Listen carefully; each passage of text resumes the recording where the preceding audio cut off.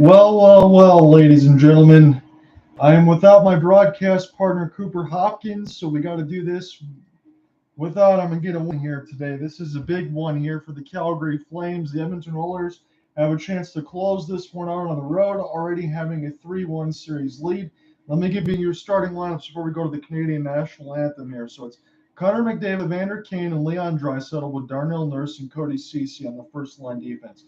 RNH, Ryan Nugent-Hopkins with Zach Hyman and Jesse Puljujärvi, Duncan Keith, Evan Bouchard, Ryan McLeod, Warren Fogle, and Kari Yamamoto is out there with Brett Kulak and Tyson Berry on the third line defense. And the fourth line is Derek Ryan, Josh Archibald, and Zach Kassian with Mike Smith in net.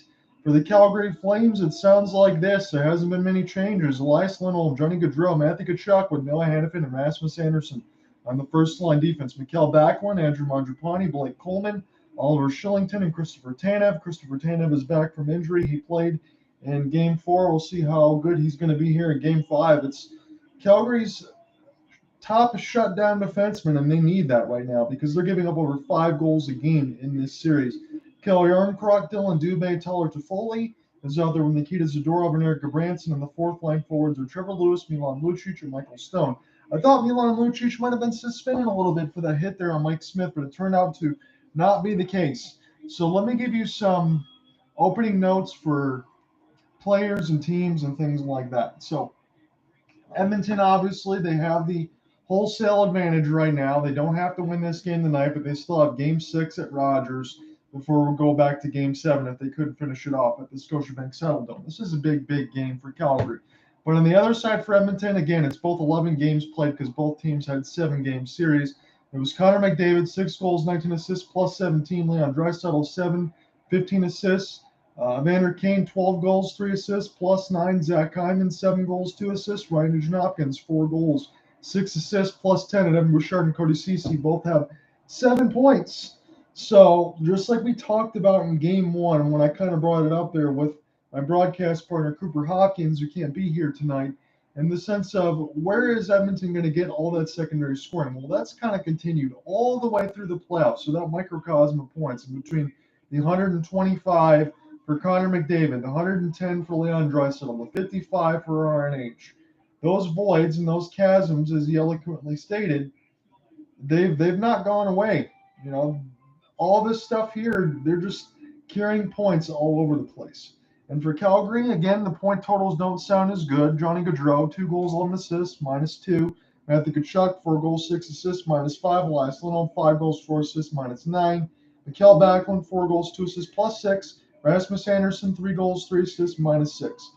So for Mike Smith on the Edmonton side, let me get to this first here.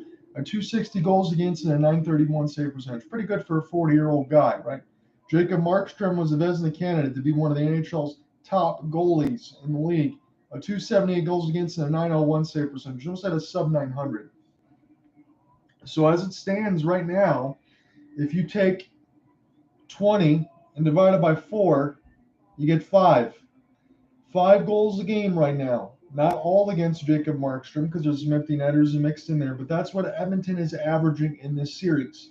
Now, I will say this in all honesty to all of you out there. There is very few times I can take a single narrative and place it all the way through an entire series, but I can do so today, and I can do so effectively. Jacob Markstrom has to be better for the Calgary Flames, or they're not going to win this game tonight. It's pretty bar none simple. A 278 goals against doesn't sound that bad, but a 901 save percentage is poor. And look, he's been good against every other team in the league besides Edmonton. Yeah, gave up a lot of goals during the regular season again. He gave up a lot of goals through 5 games, so we're going to go into 5 games right now in this series. Things have not changed. If Calgary wants to be able to get a win tonight, things have to change for Jacob Markstrom. He's got to put this team on his back and carry them for a game. He's done it throughout the regular season. His 9 shutouts was top in the NHL. He can do it. He hasn't shown the ability to do it against Edmonton, but he's got to find a way tonight if Calgary is going to be able to find a way to progress in this series and advance. Pretty much, I used the same narrative that I used the other night when we did the Colorado-St. Louis game. St. Louis had to win that game against Colorado by any way they could. Again, they were down 3-0. They found a way to win it there. Calgary's going to have to do much of the same. So let's get into the official action right now. It is Mike Smith and Jacob Markstrom, your goalies. I'm doing this broadcast without my broadcast partner here, Cooper Hopkins.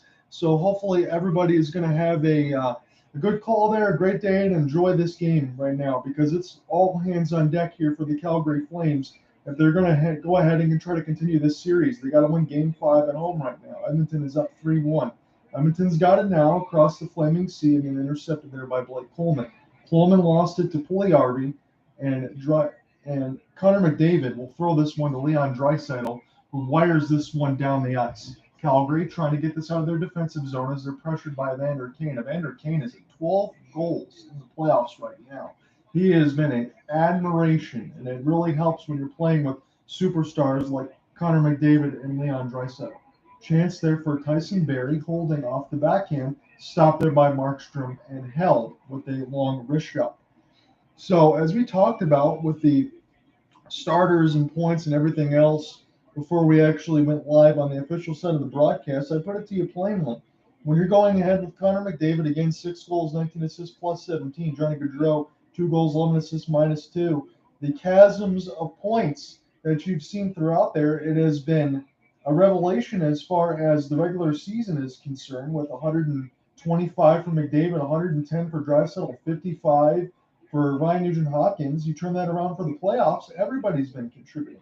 Shot along the point goes just wide of Mike Smith's cage. Try to get kept on the blue line. Edmonton with the advanced forecheck there as Mangiapane tried to play a back pass with Elias Lindholm. Lindholm trying to kick this one through to escape, and this one is going to get picked up by Darnell Nurse. Darnell Nurse will wire this one all the way down the ice, and this is going to be an icing against the Oilers. So they've got to be able to find a way, with everything that's going on right now, to turn the fortune. It's pretty much that simple.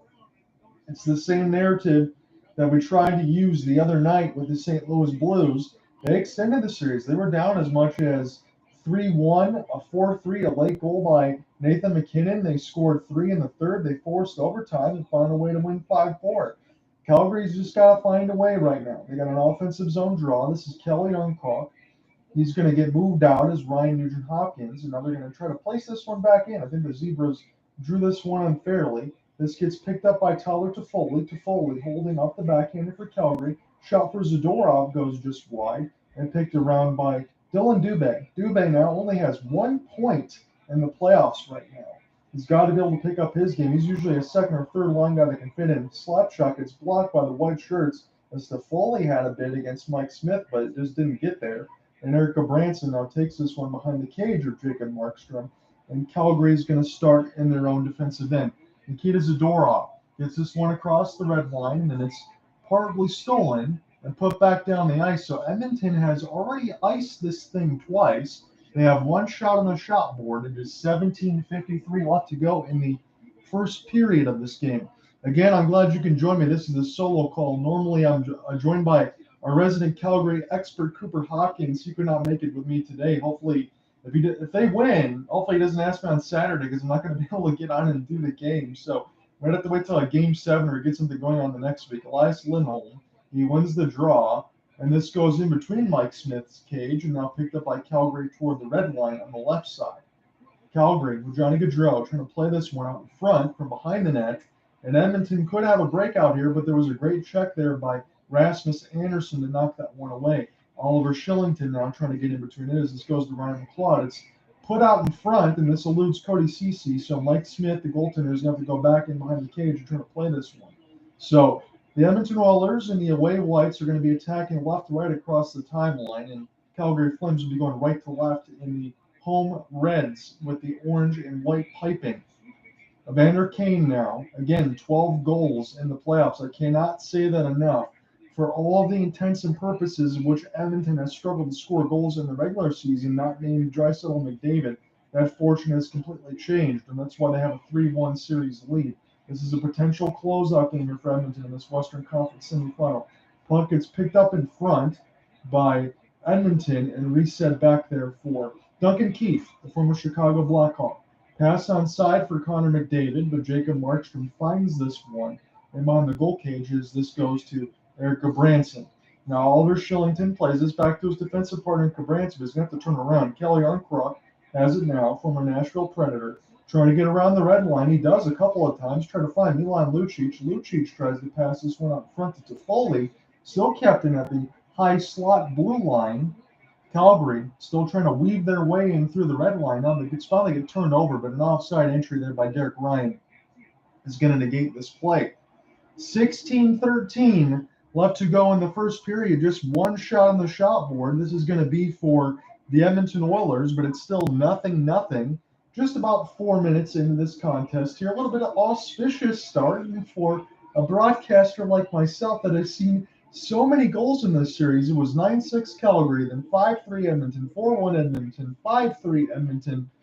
To not see a goal within the first 4 minutes is a pleasant surprise as far as defense and everything else is considered. So the mix of third line and fourth line right now for Daryl Sutter and his lines as Youngcroft wins it. It's got Lucic out there with Zadorov. Zadorov and Gabranson, third line D, going to get this one in. And that's going to be an icing against Calgary. So 4 different icings. This time Calgary is victimized by it. So it's going to be a offensive zone draw here for the Edmonton Oilers as Daryl Sutter looks on, and it's one of those situations that I've talked about. It's pretty plain and simple. Calgary has to get a better start out of Jacob Markstrom. He's got to be able to finish this game and steal one. Leading the league in NHL in the shutouts during the regular season at a 278 goals against and a 901 save percentage. He's got to bump those numbers up if Calgary is going to have a chance. They've lost game 5 in 7 of the last 8 series, so that's not going to please Cooper Hopkins there on the side of it. So Milan Lucic now in behind Mike Smith's cage across the red line toward the left faceoff dot. Still keeping this one alive, but his pass is haphazardly turned over there by Zach Hyman, former U of M Wolverine. Jesse Puljujarvi knocks the puck away from Zadorov. And Calgary is going to try to break out of their own zone with Dylan Dubé, but he gets knocked off the puck. Going to get deflected in by the Edmonton Oilers. Markstrom almost flubbed that one in front of his own net, but there was just flames all over to help him out. Shillington, Backlund, trying to play this one ahead for Dylan Dubé as they get the Go Flames Go chant at the Saddle Dome right now. The team is down 3-1 in the series. They've got to get something going. Breakout possibility here. Vander Kane, McDavid, they try to play catch and leave off a drop pass. This goes to Connor McDavid, number 97, and picked up by Calgary now and Trevor Lewis, the fourth line, part of the LA Kings with Daryl Sutter that won 2 cups in the 2010s. Picked up now by Noah Hanifin. This goes back to the defensive partner for Calgary as Hanifin gets this one back. Hanifin and Rasmus Anderson out there. Puck goes down the ice for Duncan Keith. Lost it off the forecheck. Good keep in there by Johnny Gaudreau. Tried to fire one to the side. Noah Hanifin tried to put one out in front. It's loose out in front. Stopped by Mike Smith. The first bid of the game. That was Blake Coleman. And Mike Smith said no. And here's a chance for Connor McDavid off a 3-on-2 breakout. Kalluri Yamamoto gets bumped off the puck, but he still has it. Keeping it across the blue line right now. Cody Ceci tried to pick this one back up for Edmonton. But Calgary on this one right now with Oliver Shillington. Shillington frees that one away momentarily, and Tyson Barrie will dump this one deep in there for Edmonton.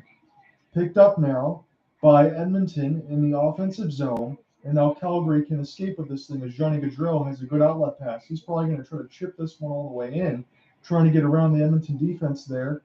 Barrie. And he plays that one out in front. And this is McLeod. McLeod's going to throw this one out there now to Zach Kassian. Kassian will let one go. Huge rebound given up by Markstrom, but it finds the red jerseys and Nikita Zadorov. So Zadorov has this one calmly in behind the own cage, but Edmonton's doing a great job with RNH trying to do some forechecking there as they're going to force Calgary to have to go on the off wing with Tyler Toffoli trying to break out. Milan Lucic throwing the body down, slams Brett Kulak into the boards, trying to keep this one alive, and Edmonton gets this one out. Edmonton trying to get across the red line there as Derek Ryan plays this one ahead. Shillington now has this in behind the goal cage of Markstrom as Calgary tries to break out. Shillington still with this thing. Now Trevor Lewis. His bid finds the goal stick there of Mike Smith as he just tried to clear. And Smith will play this one down the ice, but it's going to be an icing against the Oilers. So a very slow start as far as shots on goal, but that's definitely okay for me, I would think, in terms of we're finally seeing some defense and intensity in this game. Milan Lucic throwing the body, and that's been noticeable early. We have 13:03 left to go in the first. I thought CBC might go to a timeout, but I'm still going to be sticking here with it. Calgary does not have a shot on goal. They have an offensive zone draw that was lost, 8 hits in 5 games in the series here for Lucic, as we're down to 13 minutes left to go. Shot on and stopped by Markstrom. That was Derek Ryan with a shot right in the slot. And Markstrom made a really good save there. So his first time to really get tested in this game, and Derek Ryan toward the right faceoff dot, right in the catching glove of Markstrom. Come right back. 12:53 left in the first. Like when your baby suddenly becomes old enough to drive. Or when you move out of the city and this is your new neighbor. Or when your parents drop in for a visit and never leave. Yep, life changes pretty fast. The Scotia Total Equity Plan Mortgage has the flexibility to change with it. Scotiabank, you're richer than you think.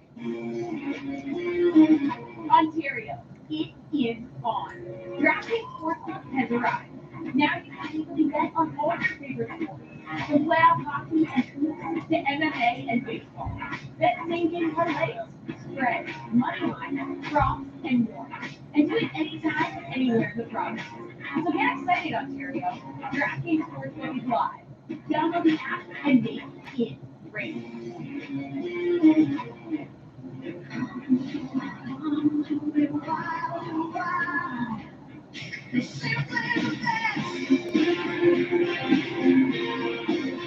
Pepsi Zero Sugar. The Pepsi Zero Sugar Cola. Taste the difference. Esso has big news. Now you can redeem PC Optimal points at Esso stations on car washes and fuel. So every trip to the pump is a reason to celebrate.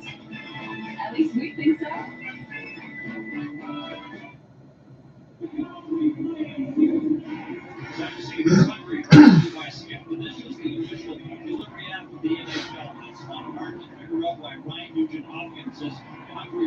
So they're showing on the CBC side, number 1 pick in 2011, RNH, head coaches since joining the Oilers. There's been 4 different playoff appearances in 11 seasons. It's been pretty sporadic here for Edmonton. But they've got an opportunity right now with a 3-1 series lead in this Western Conference semifinal to turn their fortunes around. Get back in the action right now. Mikael Backlund wins this draw, and this goes to Hanifin. Hanifin plays this across to Mangiapane across the red line, and now finds Connor McDavid. Now Evander Kane's trying to sidestep a hit. Good pickup there by Mikael Backlund. Driving the paint. He tries to pick this up in between 4 different Oilers, and now this goes back down where Connor McDavid can get this icing negated. Leon Draisaitl again.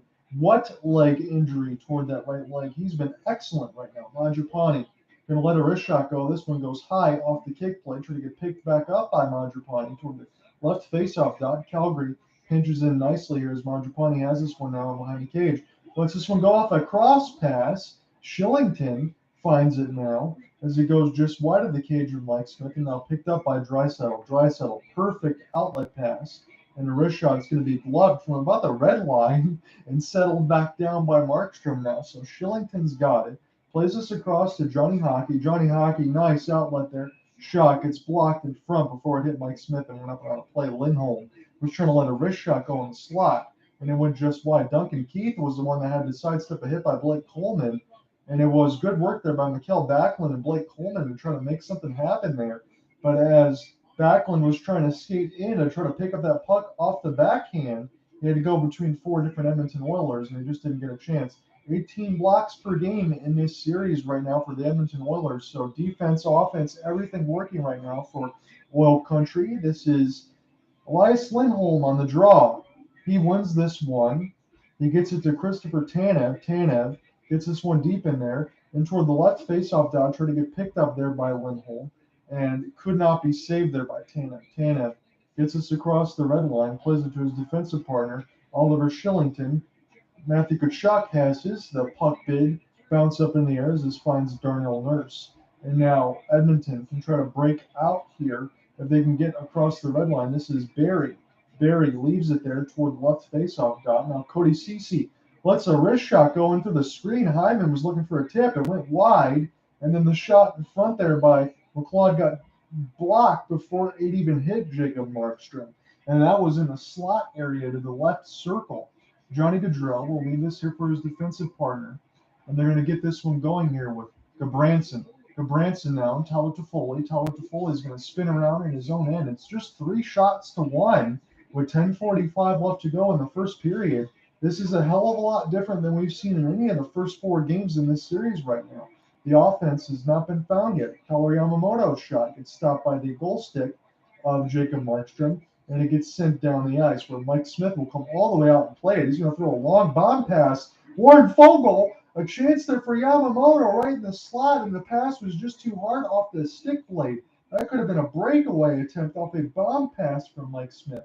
Milan Lucic pulls up here, gets a chance there for Gabranson as he holds and toward the high slot. Lets a slap shot go there, and it gets blocked on the other defensive partner. Noah Hannafin trying to tip in there as well as this goes back to Rasmus Anderson.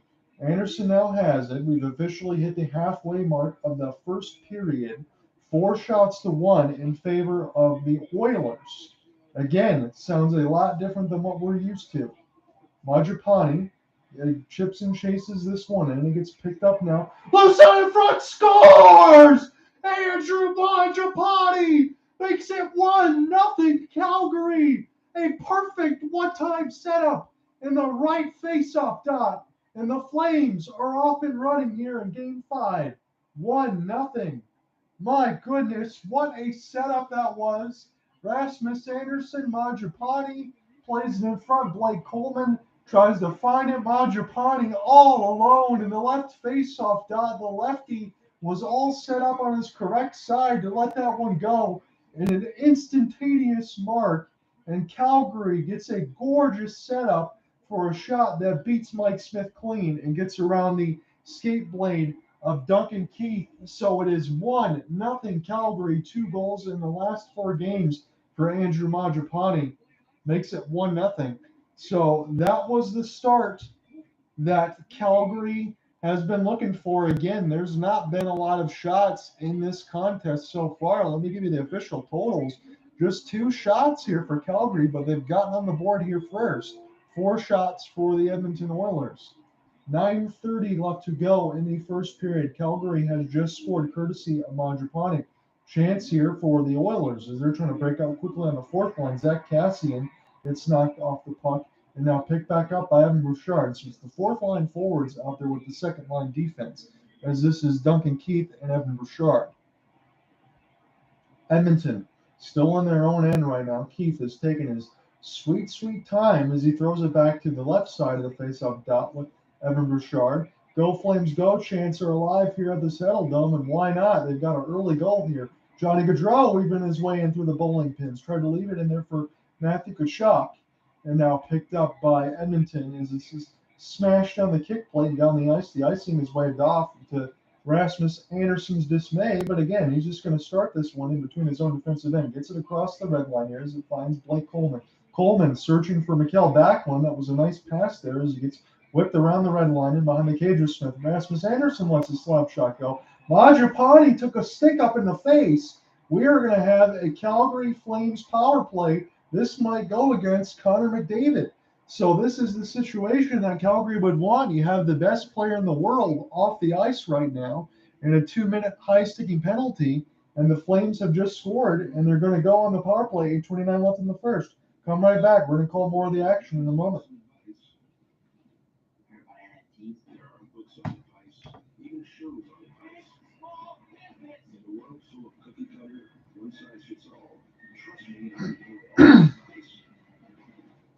Maybe it's time for a different kind of advice.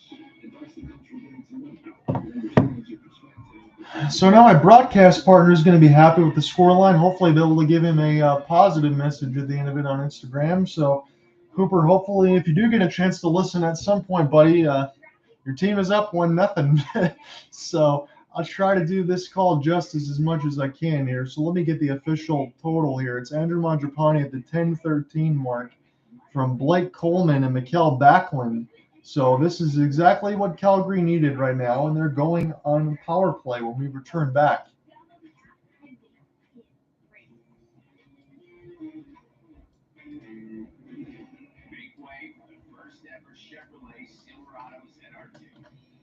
multi-matic shocks, rugged 33-inch tires, and front and rear electronic locking differentials. Dude, this is awesome. We should get back to work.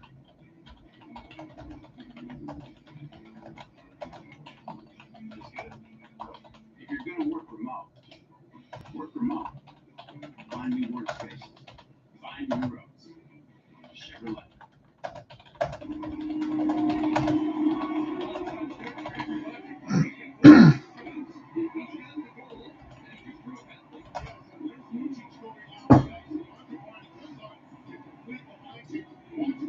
We're going to get back into the official action here in a moment, as we're just really getting set to get underway. I got that CBC Sportsnet feed here for anyone wondering on that side of things.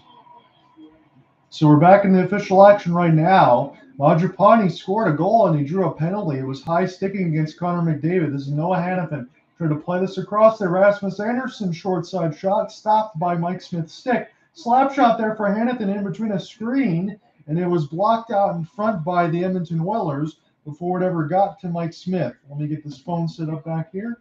And now Gaudreau plays this out in front of the slot, but it found the Oilers and a chance for them to clear as they rocket this one all the way down the ice, and it finds Noah Hannafin. So the power play is down to 1:20. Again, Calgary is up 1-0 in this game. They're down 4-3 on the shot board. Again, it's been very much opportunities from the last 4 games that we've seen where it's been goals aplenty. Edmonton's averaging 5 goals a game in this series. They have 20 goals in the first 4 games.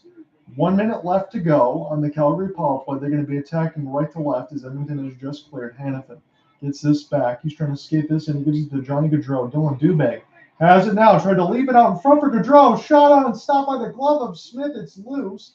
The rebound goes back in toward the blue line. Gaudreau toward the right faceoff dot. Tried to slap past that one across to pick it up there, and it goes just wide of Lewis. Now Lewis lost it, and this is in behind where Duncan Keith can get this one down the ice. Keith can rattle this one around the kick plate, and Calgary's power play goes down to 25 seconds as it finds Rasmus Anderson. Anderson looking to try to start this breakout. Pass across the red line. Not sure where it is. It went up and on a play right now with 20 seconds left to go on the Calgary Flames power play. Again, Johnny Gaudreau. That was a good shot there, but it was saved by the left arm of Mike Smith. He held that left post closely, and Noah Hannafin into the screen. Mike Smith might have got a piece of the glove on it before it even hit out in front. So Calgary's power play has looked pretty good, although they have not scored. 15 seconds left to go on it as this puck is in toward the blue line side, trying to get set back up in toward defense. This is now Dylan Dubé. Dylan Dubé going to chip and chase this one with Andrew Mangiapane. Mangiapane trying to get this one around Darnell Nurse, and the Calgary power play is going to expire. This finds the stick of Jacob Markstrom, who's all the way toward the right faceoff dot, and Zach Hyman might actually get to this puck first, but good back checking there by Mikael Backlund to go ahead and say the defender's bacon and try to get this one out of the defensive zone. This is played into an open wing. Edmonton is the first one on it now with Evander Kane. CC can send this one around. Kane trying to find this one. This goes to Connor McDavid, number 97, back off the ice after taking the high sticking penalty. This finds Draisaitl. McDavid off the backhand. It's loose. Markstrom down, and the referee blows the play dead. I wasn't sure if that went in between the legs of Jacob Markstrom or not. McDavid seemed to hold that backhand for an eternity. And what a stick handle there for Connor McDavid as he almost forced a goal from seemingly out of nothing. And that's what the best players in the world do. They're a magnet to the puck. It was sitting across just before it hit the blue line. And Markstrom was down, and they got a stoppage of play. Come right back. We'll call more of the first period action. We got 5:56 left to go in the first stanza.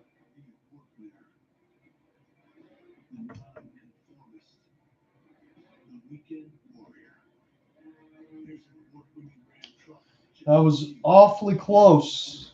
Awfully close there for Connor McDavid to be able to pretty much make something out of nothing, which he's very, very good at doing. And one of these situations now where, again, Calgary has that first goal in this contest. They got about another 5:50 left to go in this first period to try to be able to get out of this first period up 1-0.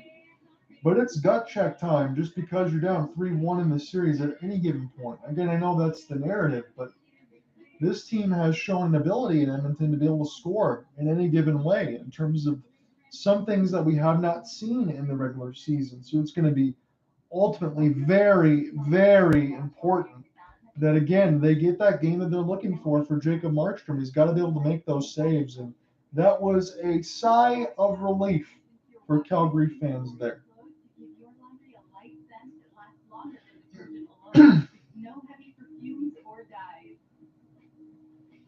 Kindly, a light scent that lasts all day.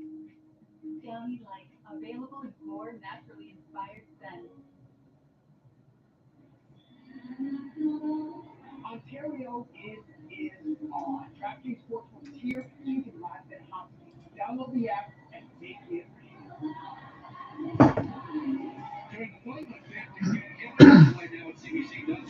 A sea of red outside as you just join you back in from the first period action. About 5:50 left to go in the first stand. It's an offensive zone draw here for Edmonton. They win it, but they can't get it clean as Rasmus Anderson tried to get this ahead to Blake Coleman. Picked up now by Evander Kane. He's got 12 goals in the playoffs right now. He's still got a couple of stick handles. It gets loose out in front off the goal stick of Markstrom, and it's not clear. Evander Kane gets this one deep into the Calgary defensive zone. This is a chance for Tanev to try to pull this one back out there with Rasmus Anderson, and Anderson can get this across the red line, but Edmonton seems like they've been racing the puck right now. Christopher Tanev's going to win it.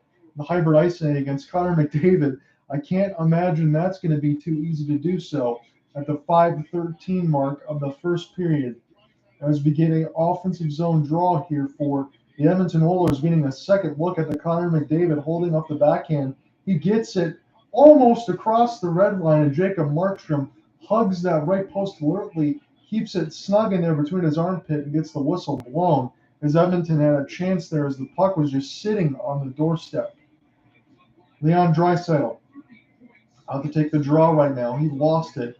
His chance for Oliver Shillington in the high slot into the left faceoff dot. Spun back around with Christopher Tanev. Tanev trying to get this one and keep it alive. This finds Toffoli. Toffoli off the backhand, leaves it there for Tanev. Plays it back in there toward Mangiapane. Toffoli now has it in toward the left faceoff dot. He lost it there. Brett Kulak and Jarnkrok are doing battle in behind the cage. Cal emerges with it right now. Toffoli keeps it before it crosses the blue line. This goes back to Shillington trying to play a give and go right to Toffoli. This is still with Calgary right now, but they've not been dangerous with it yet. They just had the puck possession as we hit the 4:30 mark left to go in the first period. 5-4 on the shot board. Calgary's got the first one courtesy of Andrew Mangiapane. Matthew Tkachuk plays this one ahead. Trying to get a chance for Elias Lindholm in between skates. I thought he could have taken that himself. Zadorov lets it go in through the screen.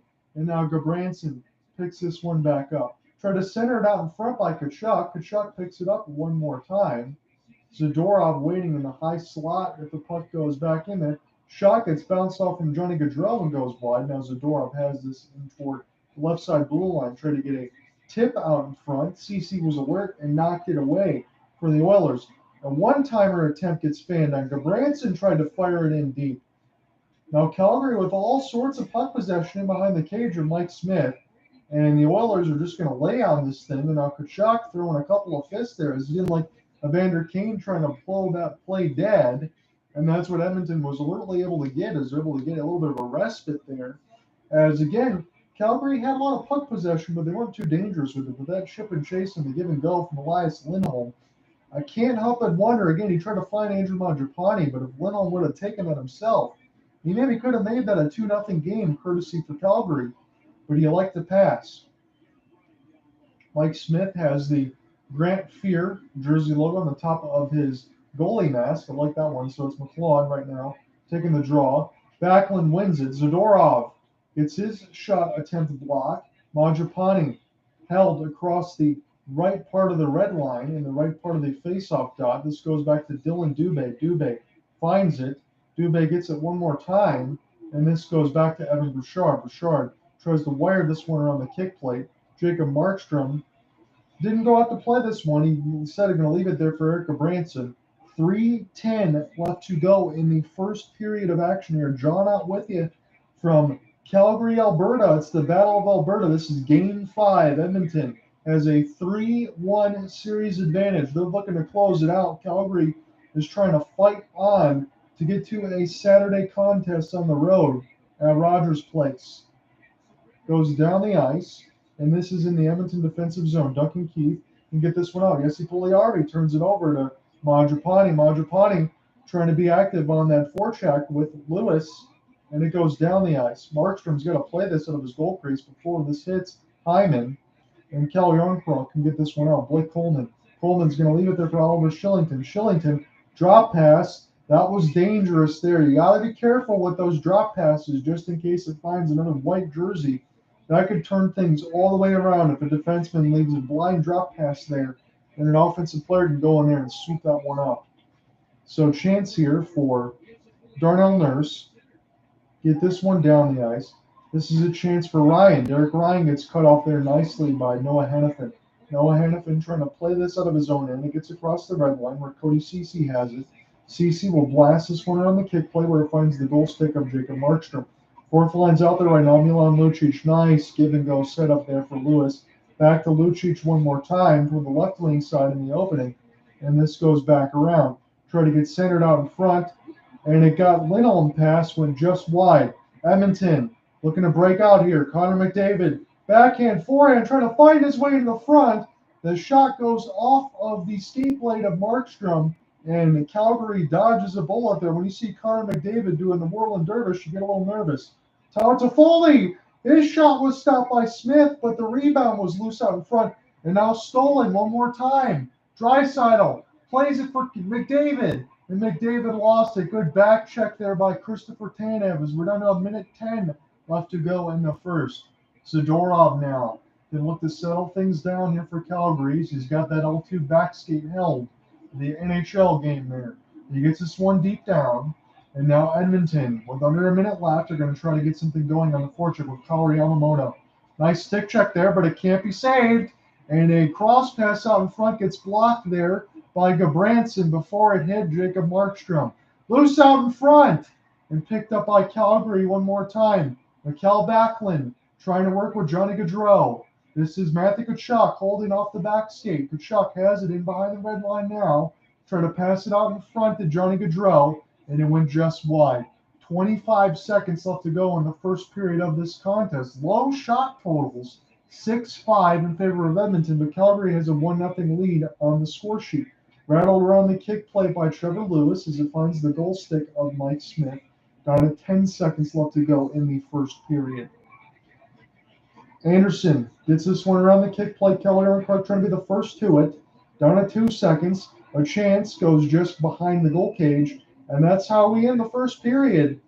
Andrew Majapani gives the Calgary Flames a 1-0 lead, despite just having a 6-5 shot advantage on the board. Connor McDavid, a series of moves, couple chances there, but Calgary is doing a good job keeping them bottled up. And I'm not lying when I tell you this. If there's not 2 or 3 players around number 97, there's going to be some trouble. When we come back, we're going to call the second period of action. If there's anyone else in the YouTube side or Colorcast side, we can interact as well. Stay tuned, everybody. We'll be back in the second period.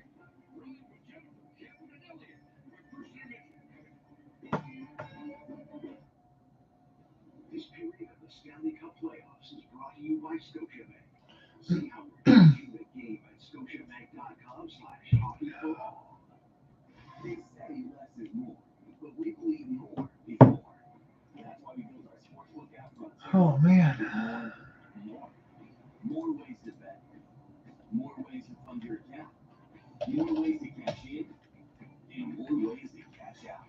With payouts delivered straight to your bank account in as little as 2 hours. You want more Ontario? You got it. FanDuel Sportsbook is now available in Ontario. Download FanDuel Sportsbook today. Are we Canadians just a bunch of yes people?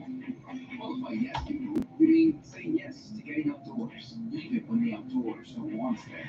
But yes, we are. And with 70 calories, this is the dinner we say yes to. Molson Ultra. Introducing Tim's new loaded wraps. Each loaded wrap is packed with tasty grains, your choice of slow-cooked or crispy seasoned chicken, and our flavorful habanero or cilantro lime sauce. Deliciously satisfying. New Tim's Loaded Wraps. Try one today.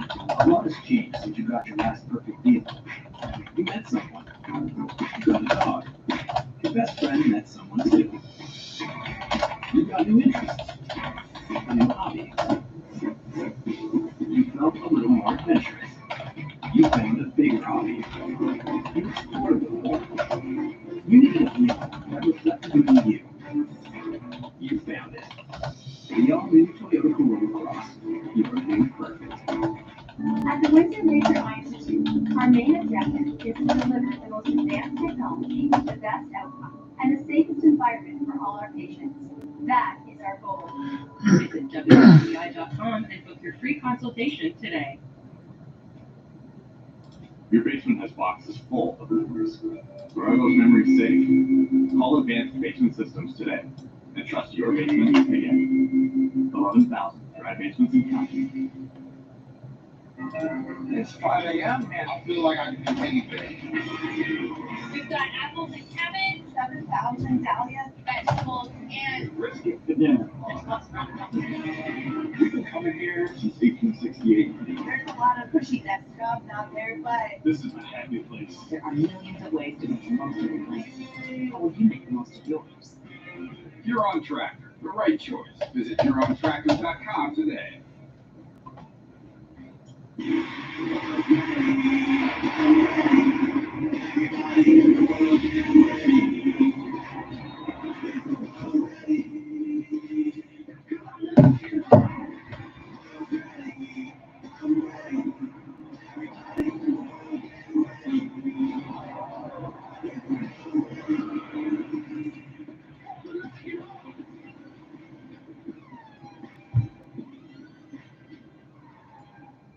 After some beginning heroics, Blue fought back to keep the season alive. The season shifts to St. Louis. Game 6, Avalanche. Tomorrow, Hockey Central. This is a crazy game right now. Time to go big or go home. A lot of different situations. Life gets more intense with every game. This is big.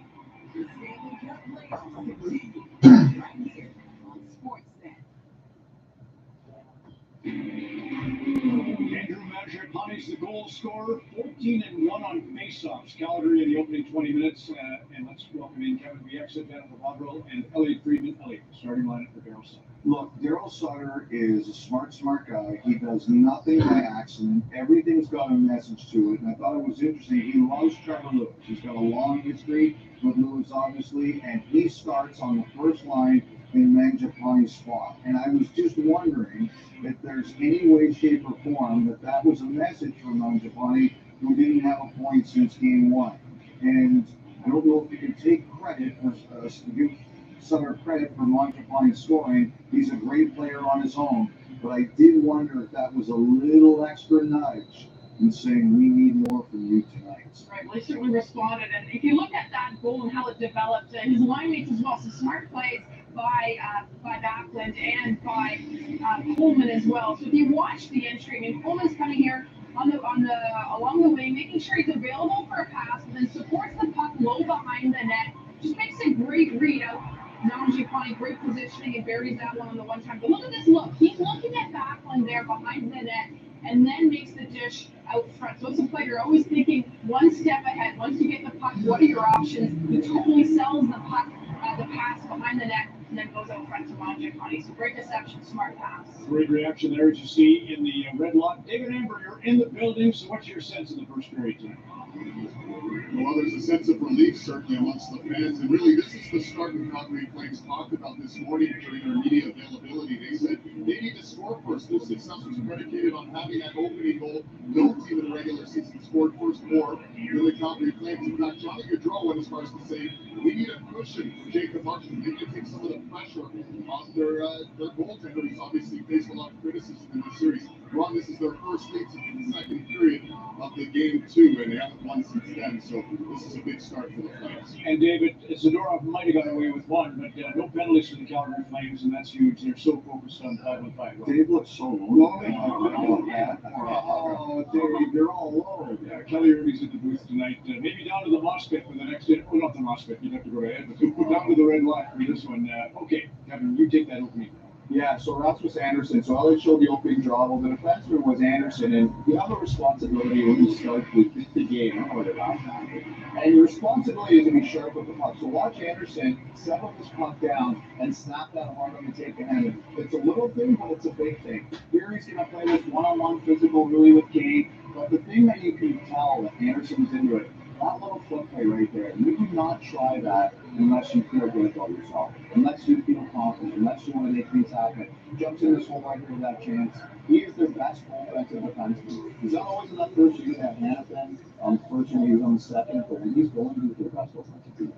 And for Edmonton, you think about how well their top line has been playing 5-on-5, and Draisaitl's an example of making smart decisions. You got to think how important and really critical that neutral zone is. This is the first 30 seconds of the game. Really great interception. He's just been constant at applying that pressure. So whether he gets the puck or not, he forces the puck carrier to make sure that they know that he's there, that he's ready to take that puck over. This is when Gaudreau is using his feet, but he knows that that Draisaitl, is right there on his hip applying that pressure. And when you control the neutral zone, leads to turnovers, then you get offensive zone opportunities like this. Draisaitl had a great wide backhand pass to McDavid, and this is one on the zone, the entry, and then the offensive zone. So a number of smart plays by Draisaitl in all zones of the ice. Good catch by you, Elliott, that Markstrom got his glove off because he didn't want to risk that big trapper not Knocking the puck in. Better with your hand than the trapper. goalie tips. Cabral, Richards, and Andy McNeil. Over to you, Tim. Thank you so much, Ron. This is Andy McNeil from Decent. This is probably a coincidence, but in the last 3 games that Andrew Mangiapane has scored, dating back to the regular season, Calgary won. Take that for what it's worth. This is 3rd goal of the playoffs. What are the updated lines tonight, my man?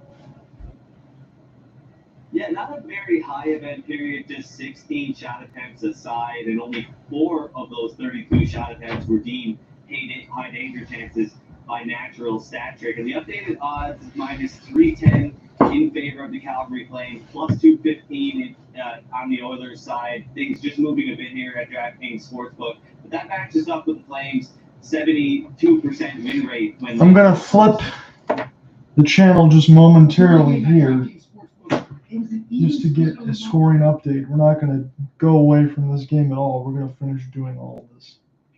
But since I don't have to do a post game or anything else from my partner here with me, we're going to double check this basketball score here and see who closes out, Golden State or Dallas.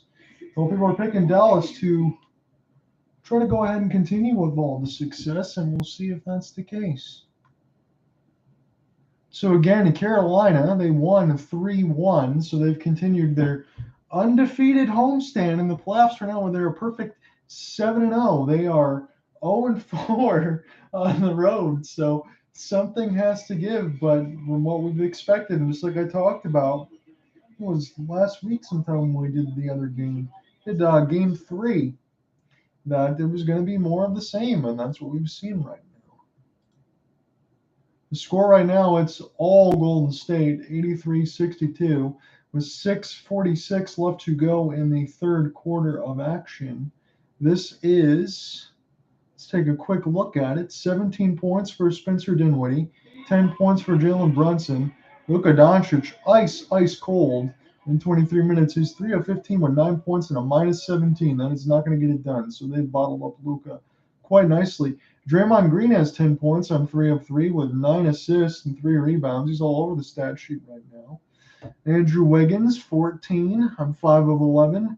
Klay Thompson has been really good. This is probably his best playoff game that he's had. He's 9 of 15. He's 7 of 12 from deep. He's got 25. And Jordan Poole off the bench with 12. Looney gets a slam right there. It's 85-62.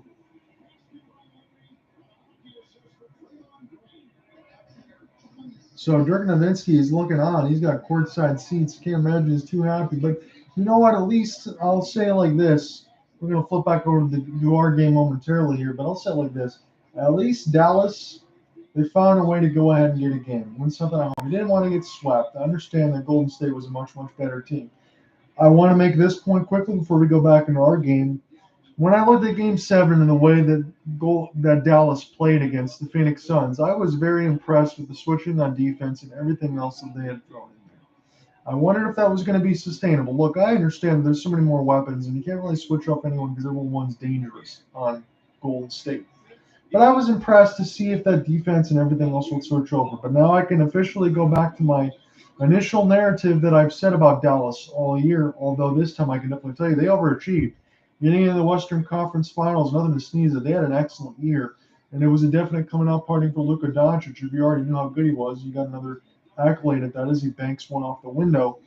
But one of those situations was Dallas doesn't have the same type of other pieces that other teams do, meaning they're going to rely a lot on Reggie Bullock. Again, they didn't have Tim Hardaway Jr. this year, but when you have Davis Bertans or you have Spencer Dinwiddie now, or some of these other three-point shooters in there, Maxi Kleber, if they have an off night, it's pretty much going to be a loss. And that's all there is to it if you have an off night. And that's just the way that it goes.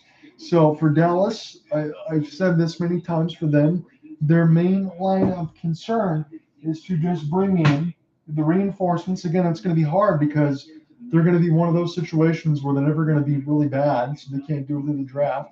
Find a way to bring in some reinforcements and figure it out. You've got to be able to surround that talent around Luka Doncic, and they've got to become much more than just a three-point shooting team.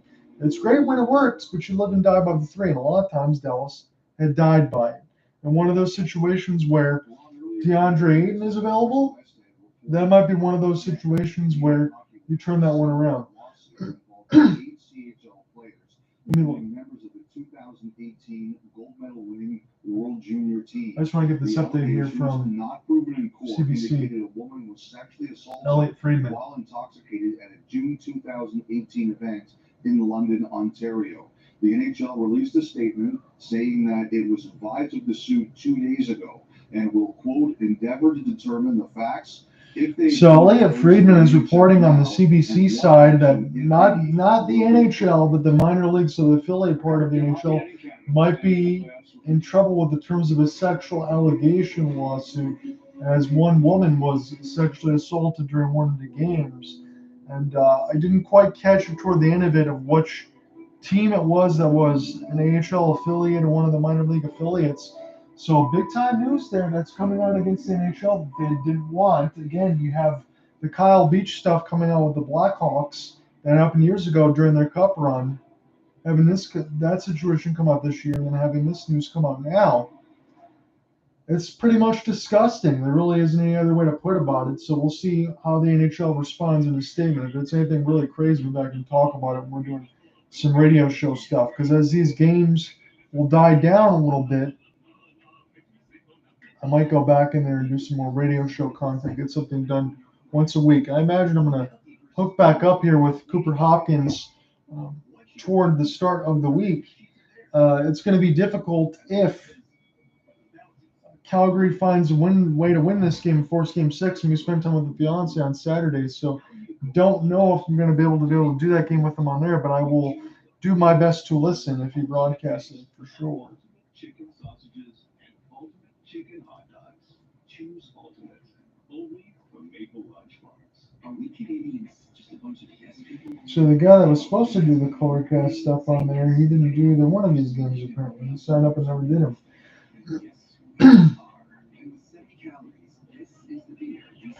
I'm gonna have the full game story and play-by-play here for you no matter what. So good on this end.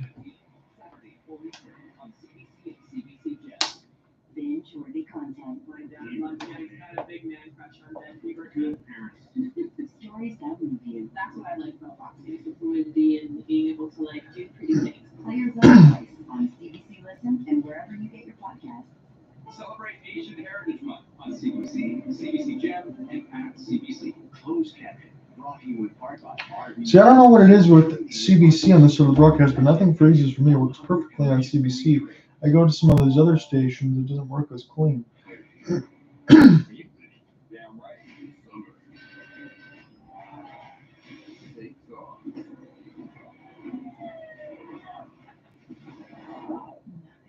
Taco leather. Lemons, lemons, lemons.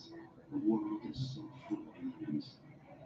When you become an Expedia member, you can instantly start saving on your troubles. So you can go and see all those lemons for less. In Canada, we have a taste for cold. Like creamy cool Hershey's chocolate syrup, mixed with graham cracker crumble and finished with marshmallow whipped topping. For that delicious cold you crave. New Hershey's S'mores Ice Cap. It's time for tips. Cooperators offers financial services. We're going to get set for the second period here momentarily. Just check the NHL.com to see for the time left in the intermission here. It looks like we're going to be getting settled here pretty quickly. It goes a lot slower when we're not doing an intermission show together for Calgary games. But again, the sea of red outside. There I see a Dion Phaneuf jersey. I see a Jerome McGinley. I see Mika Kiefersoff. A lot of good names here for Calgary in the sense of it. Again, their main concern right now is finding a way to win this one and forcing a game 6. It's the same narrative I used with St. Louis when we covered the game yesterday with Colorado and the Blues. Find a way, because all you have to do and essentially is just win one more road game and then you're right back at home. So it doesn't sound all that daunting when you put it in terms of small steps. But this defense in this situation that we've seen right now for Calgary has not been seen in this series up until right now in Game 5. So they've kept the shots low against Jacob Markstrom, and it's a 6-5 sitting on that, and it's looked pretty good here for Calgary, and they've got to be able to continue that if they want things to stay the way it's supposed to be.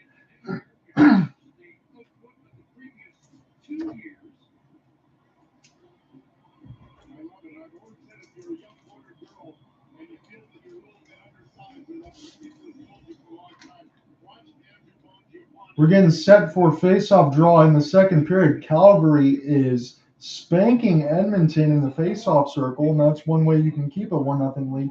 They're up 15-1 right now on the face-off dot.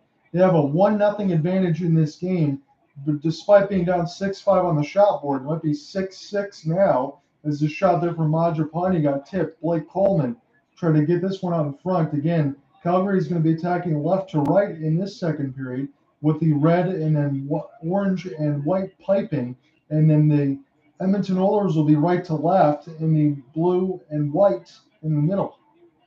Duncan Keith now back in behind the cage, trying to spin this one around, try to get this to Evan Bouchard, and now this goes across the red line as Connor McDavid can reset this thing with Duncan Keith. Bouchard rockets this around the kick plate to Zach Hyman. Finds it in between these skates. There is Noah Hannafin and Tyler Toffoli. Can get this one started there with Dylan Dubé. Brett Kulak gets punished there by Dubé and then picked around the red line where this goes to Evander Kane. Nice move. RNH drop pass. And he gets blocked and broken up before it hit the left faceoff dot. That could have been something there for Markstrom to have to save, and that could have been a definitive scoring chance. But it got blocked up nicely there by Calgary's defense. They've shown me something that we've just not seen throughout this entire series. Again, Edmonton's averaging 5 goals a game. They've scored 20 goals in 4 games. Tyler Toffoli with the active stick check to lift it there of RNH and stop an opportunity for the goalie. So for all the intents and purposes of how Jacob Markstrom had to be better and trying to document some of that stuff in the open, Calgary is just going to do their part on defense to limit the amount of chances he's going to face. So now this goes to Hannafin. Hannafin fires it wide. This goes in between Johnny Gaudreau and now the right faceoff dot where this finds number 97. He's going to play this to 29. Draisaitl holding off the forehand toe drag. It's loose out in front. Shot stopped there by Markstrom. And this goes toward the left faceoff dot. Spun around there. Blake Coleman tries to get the man turned around. Kane leaves this there for a Draisaitl. And now this goes back to Andrew Mangiapane. Mangiapane can't lift this one out of there. It was Cody Ceci. Blocked it out in front. McDavid and Kane try to team up on a chance, and it hits the left of Markstrom's goal stick. And now it's loose out in front of the slot, but intercepted there by Rasmus Andersson. He turns on the Jets, gets across the red line, and the wrist shot is stopped. I believe that was Johnny Gaudreau with his shot on, and it got denied by the active glove of Mike Smith. So again, I hate to keep sounding like a broken record, but I have to keep mentioning this. This was not the defensive intensity that we saw. I mean, in the Dallas series for Calgary, you could say maybe, they fired a lot of shots on goal, which was accurate. And Jake Ottinger stood on his head. And the defense there was a little better because you only had Rope Hintz, who was injured for a couple of games, and then Joe Pavelski and Jason Robertson, a first line that was going to do a lot of damage.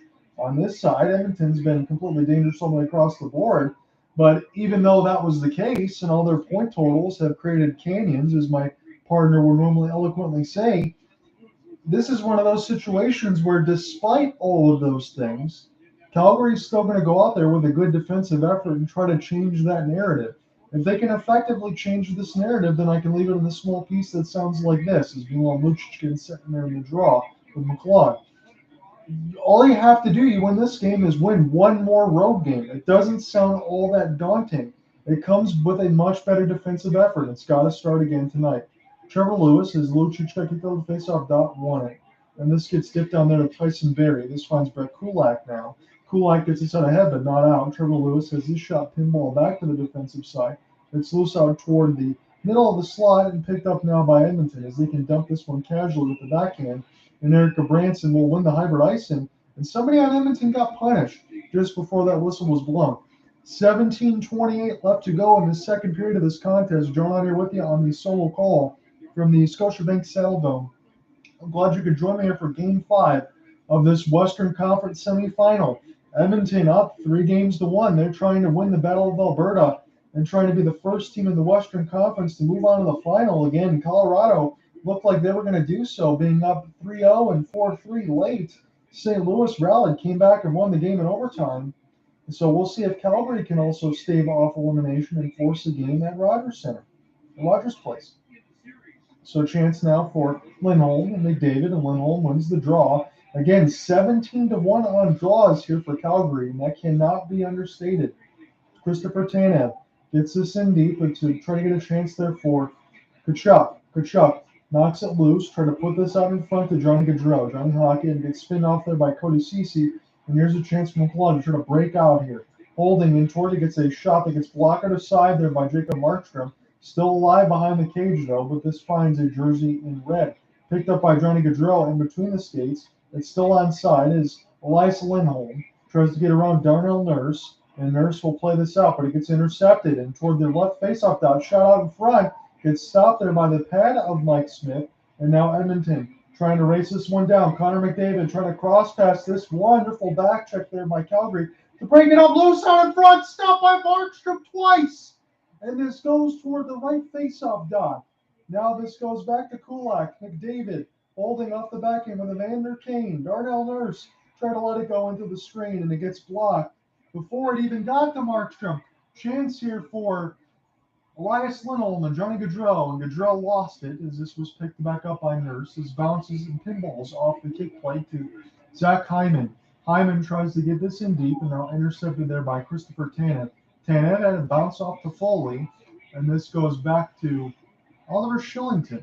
Shillington now in behind the goal cage of Jacob Markstrom. 15:55 left to go in the second period of this low shot total affair.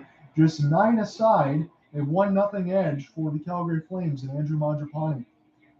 Connor McDavid and Yamamoto almost hemmed Calgary in their own end. This is across the red line where Kelly Youngcroft lost it, and this goes back to Tanev. Tanev has been a sight for sore eyes in comparison to the defensive effort. It's part of it, but everybody's been contemplating great defense here for Calgary. It's worked so far, but you wonder for how long is the question. Oliver Shillington gets this to Tyler Toffoli. Tyler Toffoli almost lost it in between the skate blade. Calgary having a tough time trying to get this out. And Toffoli will set this back up to Shillington. Egregious giveaway. 3-on-2. R&H. He tried to find Evander Kane, and the pass went wide. That was a poor giveaway there by Shillington that almost created a chance. Shillington trying to make up for it, trying to work around Hyman. This is a chance for Evander Kane in behind Gretzky's office. He is holding and waiting for some reinforcements. Calgary, it was all intent to just let him sit there, but the pass went all the way back down to Mike Smith. And Mike Smith now will get this back to his defensive partner in Evan Bouchard. Bouchard rocketed this around the kick plate, picked up now by Gabranson and then turned over. This is a chance here for The Oilers is Nate Archibald gets held off there by Nikita Zadorov as he's got it now. Zadorov turning on the Jets. He wires this around the kick plate now. It spins around toward the left face-off dot when Andrew Mangiapane, the lone goal scorer, has it. He leaves it there for Coleman. He wires this one around. Shot goes right up the post and in! Calgary makes it 2-0. Slides through the 5-hole of Mike Smith. And that is definitely one he's going to want to have back, as it's 10-9 on the shot board and 2-0 in favor of the Calgary Flames. My goodness, Mikael Backlund, he found a pot of gold in there. And Mangiapane, again, he might get a secondary assist. It was Mangiapane, tips it back for Coleman. He leaves it around. He lets it go. It goes right through and in. Michael Stone gets the second goal of the game. And I don't know if that got tipped by Mikael Backlund. That might have just been a CNI single. That had to have been tipped the way that took a bounce. But right now it is Mikael Backlund, 2 goals in the last 2 games. It was tipped, so Michael Stone is going to get a primary assist. Backlund's going to get the goal. It was tipped in the air. It went right in front of Smith. And that is just a bad goal to give up there, tip or not. But again, good work there by Calgary to get out in front and try to make something happen. Lucic lets the wrist shot go. The Zebra jumps out of the way, and this canonizes all the way back down to Jacob Markstrom. So 2-0 Calgary, but again, they've been here before in this situation where Edmonton's come back and storm back. So you cannot take anything for granted right now. The defensive effort has to stay the same way. Warren Fogle cross pass, fully armed. He wanted to stop by Markstrom off the backhand. Noah Hannafin trying to get it out, and Duncan Keith dislodges this one, where this goes back to his defensive partner, Evan Bouchard.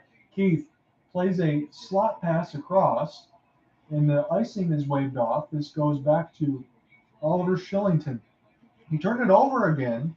Shillington, Mangiapane cleans up the mess. Nice move and backhand ahead, where this finds Trevor Lewis. Mangiapane, Lewis, trying to pry this one loose. It finds Mangiapane, flubs on it there momentarily. It's loose in the slot, but picked up by the white shirts.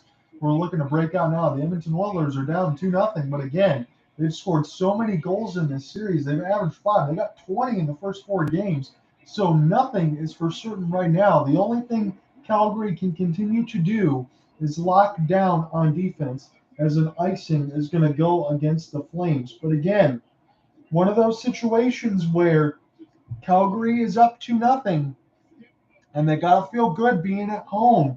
But this defensive effort, that was a great stop there by Markstrom. But this defensive effort is something that we have not seen. It was Andrew Mangiapane at the 10-13 mark of the first from Blake Coleman and Mikael Backlund, and then Backlund from Coleman and Michael Stone at the 5:41 mark of the second period. And that's where we stand right now, is it's a 2-0 edge for the Flames in this Battle of Alberta in Game 5. They've got to win this one to keep their season going. Spin around by Hyman. McDavid has it now. The captaincy has been everything for this team right now. Pinballed out in front. Stopped by Markstrom. Loose out in front.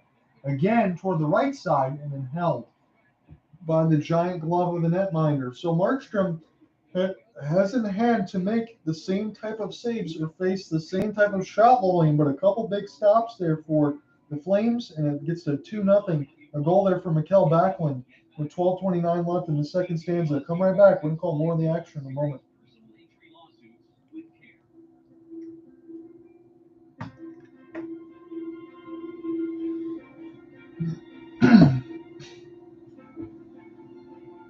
Trusted relationships through the entire legal process.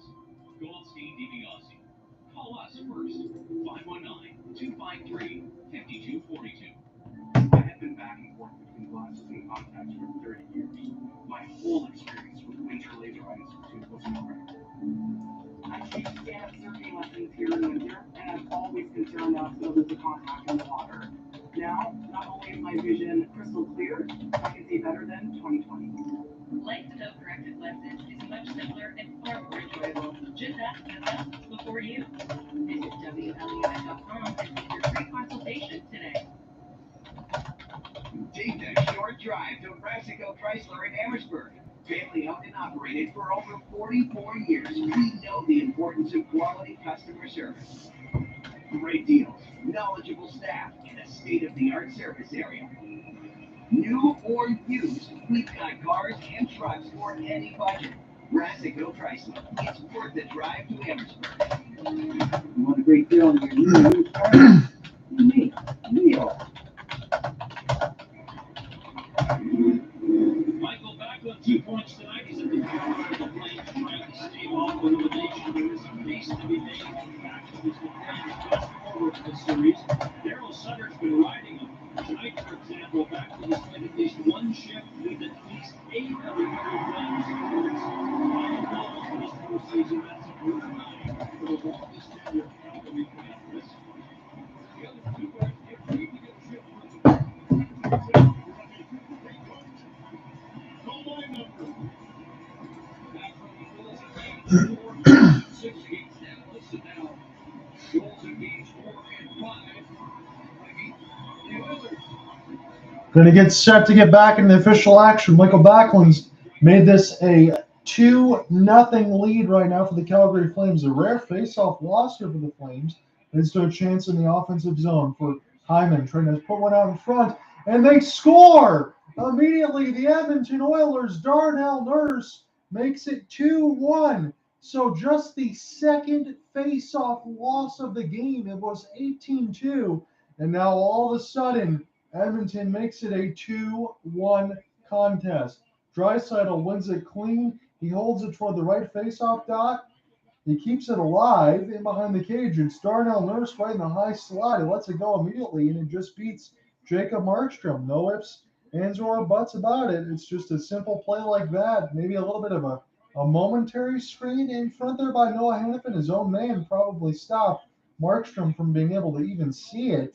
And that's what it looks like. Noah Hannafin was saying, I got high stick, I'm bleeding, and you're not waving this off? So he's going to call for a high stick. He is bleeding, but they're not going to get it. So, my goodness, Edmonton finds a way to get on the board here. It is now 2-1, 11-10 on the shot board in favor of Edmonton. They have just scored to get this back within 1. RNH now gets this back for Shillington. Shillington trying to play this back around there. Picked up for Christopher Tanev. RNH buzzing around. And this goes to Toffoli as they can spin around with Evan Bouchard on defense here for the Oilers. Darnell Nurse is second in the playoffs at the 740 mark. Kane gets dumped. He gets hit hard. On the other side, Draisaitl gets hurt. Double shifting right now for some of these second and first line forwards. Normally Evander Kane on the first. Oilers looking dangerous. Shot. Bouchard tipped. And it goes just wide. None of the Calgary players reacted because they didn't know where the puck was. Christopher Tanev trying to shield off Evander Kane. Still in the zone. Edmonton looking like they might tie this one just, 50 seconds after. This is looking real dangerous. Spun around now by Connor McDavid. Holding off the backhand. Trying to go forehand. Tyler Toffoli. Negate that play, and this goes back to Duncan Keith. Keith tried to play it to McDavid. Stick checked away by Kelly Uncroft. And now this goes back to Connor. Connor trying to enter in between 4 different players. Holding up the backhand. Shot stopped by the goal stick of Markstrom. Great setup there by McDavid. Johnny Gaudreau turning on the Jets. It's 3-on-2. Gaudreau going to let it go from a wide angle. And this gets picked up now by Ceci. Ceci trying to hit this off the kick plate. Stolen there by Calgary. Trying to play it out in front. This is Elias Lindholm. Elias Lindholm now in behind the net. Trying to hold. Gaudreau has it. Lets it go. And it goes just wide. Lindholm gets it back now to Gaudreau. Gaudreau goes to Rasmus Anderson. Gaudreau gets it back. Give and go to Rasmus Anderson. Tipped out in front by Tkachuk. Tkachuk's got it now. Centered in the slot, goes wide. And this goes back across the blue line where it's kept in by Rasmus. Rasmus now with Johnny Hockey. And Johnny's going to have to spin all the way back out of the zone as this goes across the red line where Calgary is going to try to reset this one. Lindholm with a shot. Backlund gets it stopped by Mike Smith. A 3-on-1 breakout here for Edmonton. Hyman, shot, glove save, scores! Edmonton ties it. Jesse Puljujärvi makes it 2-2. So for all of the good fortune that we just talked about with Calgary, it looks just like it always has been throughout the series. You get a gaff, you give up a goal, something like that, and it's turned all the way around. Everything good that Calgary has done throughout this series Now, all of a sudden, this looks like the first 4 games of the contest. We are tied at 2. Hyman, the shot gets stopped with the glove hand, a big rebound for Pugliarvi. He puts it in the net, ties it at 2. So, my goodness, things have definitely flipped on its head. Jesse Pugliarvi, first goal in the last 10 games. And Markstrom, I can't help but wonder all the butterflies he's feeling in his stomach. It's just a less than 800 save percentage right now. It's got to be better. I mean, there was no way about it. We talked about it from the opening. Another shot right on from a long way out, from about 60 feet, gets stopped there against Markstrom, and now it's in behind the cage of the Calgary defense. Intercepted there one more time.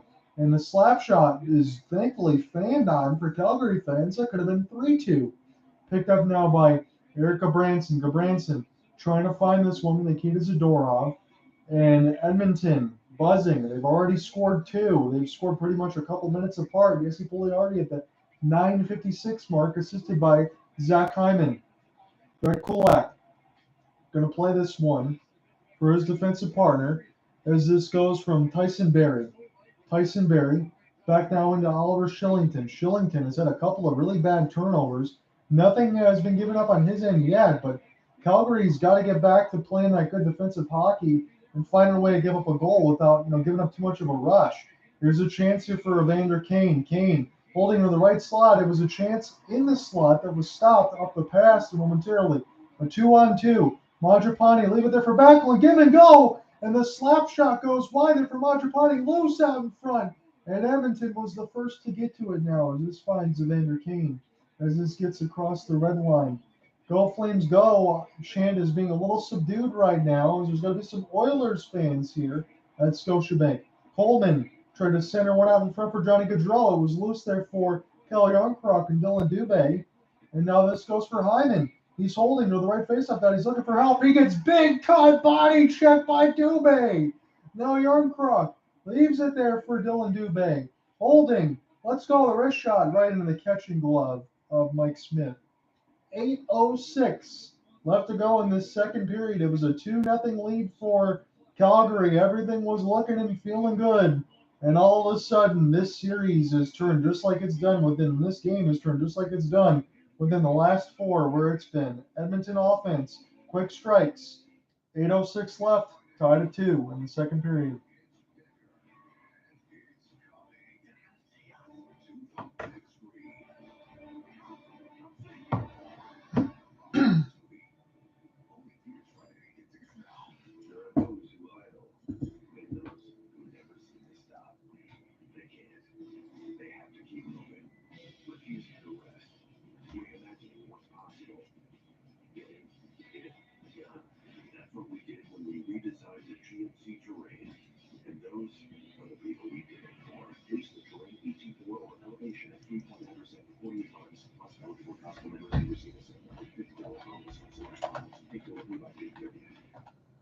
I'm over here looking intensely for a print that I never actually printed, so I don't have to deal with that terrible pile of invoices. Into QuickBooks helps you easily send your first invoice through 3 steps. Simple.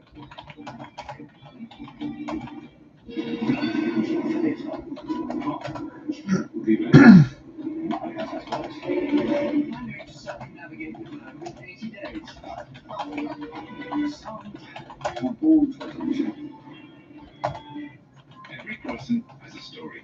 Every place has a song. I'm Meryl Lashwick. Tune into Frequencies Tuesdays at 6 p.m. on CBC Music and anytime on the CBC Listen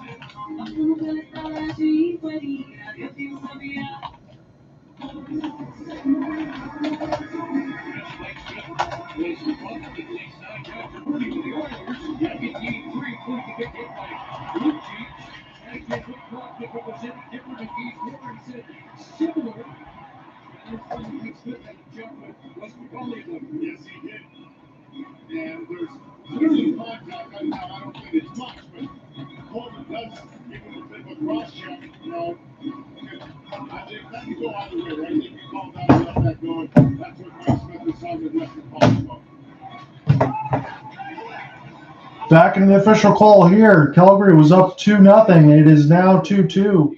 It was a high stick that was not called against Rasmus Anderson. No, to be fair, I don't think the referees were going to be and tuned to calling that anyway. They didn't want to stop a goal-scoring opportunity. Darnell Nurse scored in the high slot, assisted by Leon Draisaitl and Zach Hyman. Then Jesse Pugliarvi, just minutes later, was a 7:40 mark in the 9:56. Pugliarvi from Hyman. It was a shot that was stopped initially by Markstrom, but a huge rebound, and Pugliarvi was right on the doorstep to be able to tie the game at 2.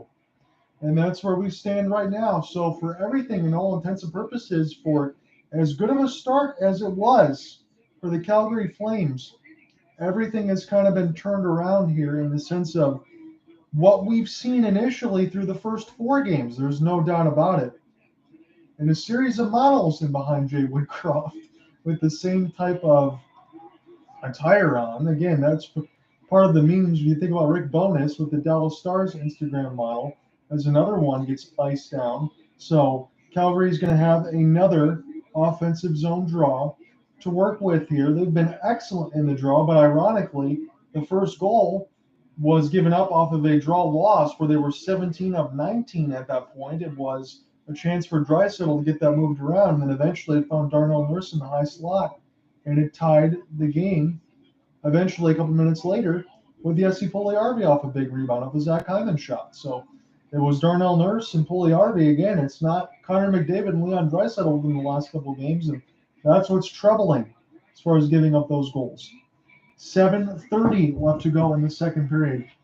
Duncan Keith will slap shot this around. This bounced in front of Markstrom, and he just brushed it away with the big goal stick. And now Zach Hyman in off the defensive side. He's trying to break this through for Leon Draisaitl. He's going to wrap this one around.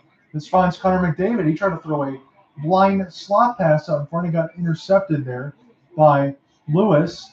And now this goes back down for Blake Coleman. Nice body work there. Knocked the stick right out of the hand of the Edmonton player. Coleman trying to keep this thing alive. And now this goes back to Evander Kane.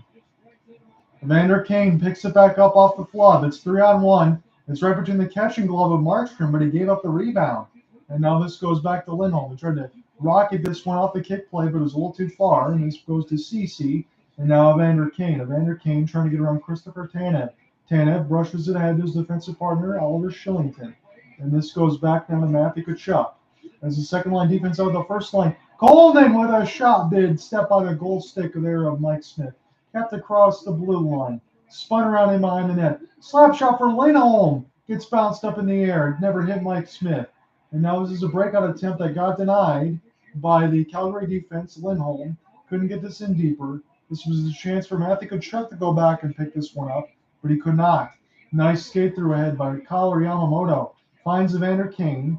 And Evander Kane's slot pass got stick down by Tyler Toffoli. Youngkrook trying to race down there and get this one as this finds Brett Kulak. Kulak gets this one down the ice, but it's an icing against the Oilers.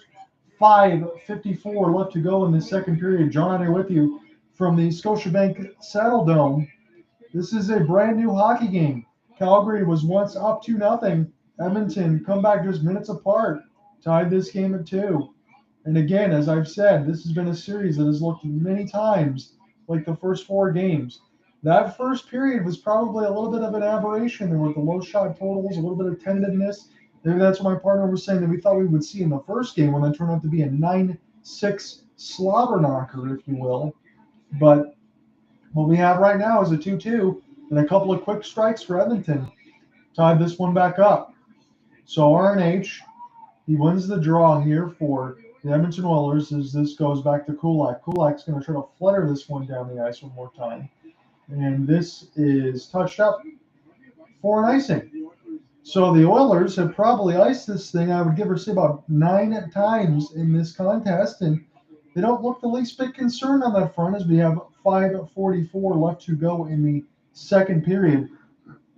Again, low event in terms of shot totals, as they would like to say, as we always would say, but it was a couple quick strike offenses here for Edmonton to tie this at 2. It's 17-15 shot advantage board in favor of the Flames, but Edmonton with a couple strikes in the second period. It was one in the first and one in the second for Calgary, and then 2 quick ones in the second for Edmonton. And that's why we're sitting at 2-2. Again, it was Darnell Nurse and Jesse Pugliarvi, not Connor McDavid and Leon Draisaitl with the goals. And again, that's what's concerning here for the Flames, trying to keep this one alive. There's Lindholm there with a big hit put on. And I think this might be offsides, or maybe we are getting a penalty against Dylan Dubé. He was the one that laid a big hit on toward the left side of the blue line. And this is going to be the first penalty of the game assessed to the Calgary Flames. So Connor McDavid got 2 minutes for high-sticking Andrew Mangiapane. Calgary looked good on that power play, but they didn't score. And now this is going to be Dylan Dubé taking a penalty, putting the Edmonton Oilers on their first power play of the game when they've already scored 2 here in the second. Come right back. We'll call the power play. 5:31 left to go in the second period. And looking good.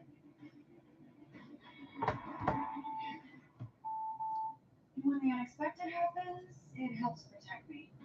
That's why it's more than just a car with me. The Elantra.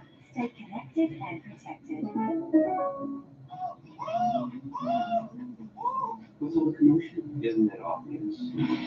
Scott, Kevin, Bruce, whatever character Mark is playing. And both class. Have you ever tried pornography? Once when I was young. I mixed 200 films. What? The boards are like rubber. Just they bounce. No, it'll be great if they did. Guess we'll just take off.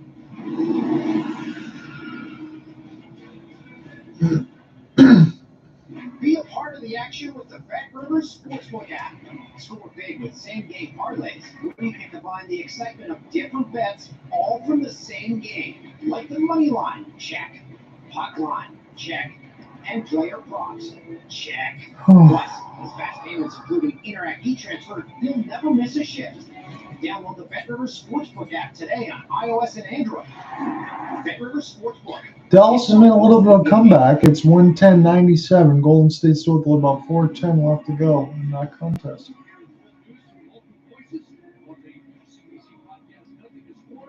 Available on CBC Listen or wherever you get podcasts. It's been a terrific battle of Alberta, and the momentum changes as you saw in here tonight. That's the key too, Chris. So you're always going to have momentum changes. It's how long it goes for the team that's attacking. And right now it's So offensive draw win. It's going to be a chance here for Connor McDavid. The Edmonton Oilers are on their first power play of the game. It was Dylan Dubé for charging Kyle Yamamoto. So it's a fifth power play in the playoff percentage of 26.3 to the 88% penalty kill here for the Flames. And they need to kill this one off right now, about 5 minutes remaining. Chance here. Draisaitl, Nugent Hopkins. They score! 3 straight goals for the Edmonton Oilers. And Calgary, you can feel those teeth starting to clench a little bit there. This is not the team that you want to be giving power play opportunities here for. And if that's another one for Zach Hyman, that is 3 goals from others not named. My goodness, not named McDavid and Draisaitl. 3-2 Edmonton. RNH with a chance. It bounced right out in front. Another big rebound. The rebound control has not been there for Jacob Markstrom. And I hate to put this, just like I did throughout the opening of it, I thought it was pretty simple. Zach on the 6th of the series. Too many rebounds. There's not enough control here for Jacob Markstrom. He's not played well in this series. And bar none, when I can go back to a single narrative in terms of a reason why a player or a team doesn't win a series, Jacob Markstrom is going to have a lot of that blame. Johnny Gaudreau in front, scores! Johnny Gaudreau ties it at 3. It was a simple entry in, dump in. Johnny Gaudreau kept it in toward the right face-off dog, wired it past Mike Smith. So after Zach Hyman scored 3 unanswered for Edmonton, Calgary knots it at 3. And Cooper Hopkins, if you're listening, my friend, help me. The water faucet is turned on and it is not stopping right now. Johnny Gaudreau ties this one at 3. He kept it in behind the net, kept it alive. A screen out in front. He busted the wrist shot. It beat Mike Smith clean. So one of those situations, I'll go back to the first narrative. Jacob Markstrom's got to be better. Okay, now you go back to Johnny Gaudreau, slid that 1-5 through Mike Smith. He never saw it. You just got that goal back. It's back to 18-17 advantage on the shot, but with a 3-3 tie for Calgary. He's got to be better. You got to find a way to close it down. You cannot give up any more goals. And if you're Calgary, I understand that you can't give up any more power plays, or you can't have Dylan Dubé take something that turns into a chance, scores.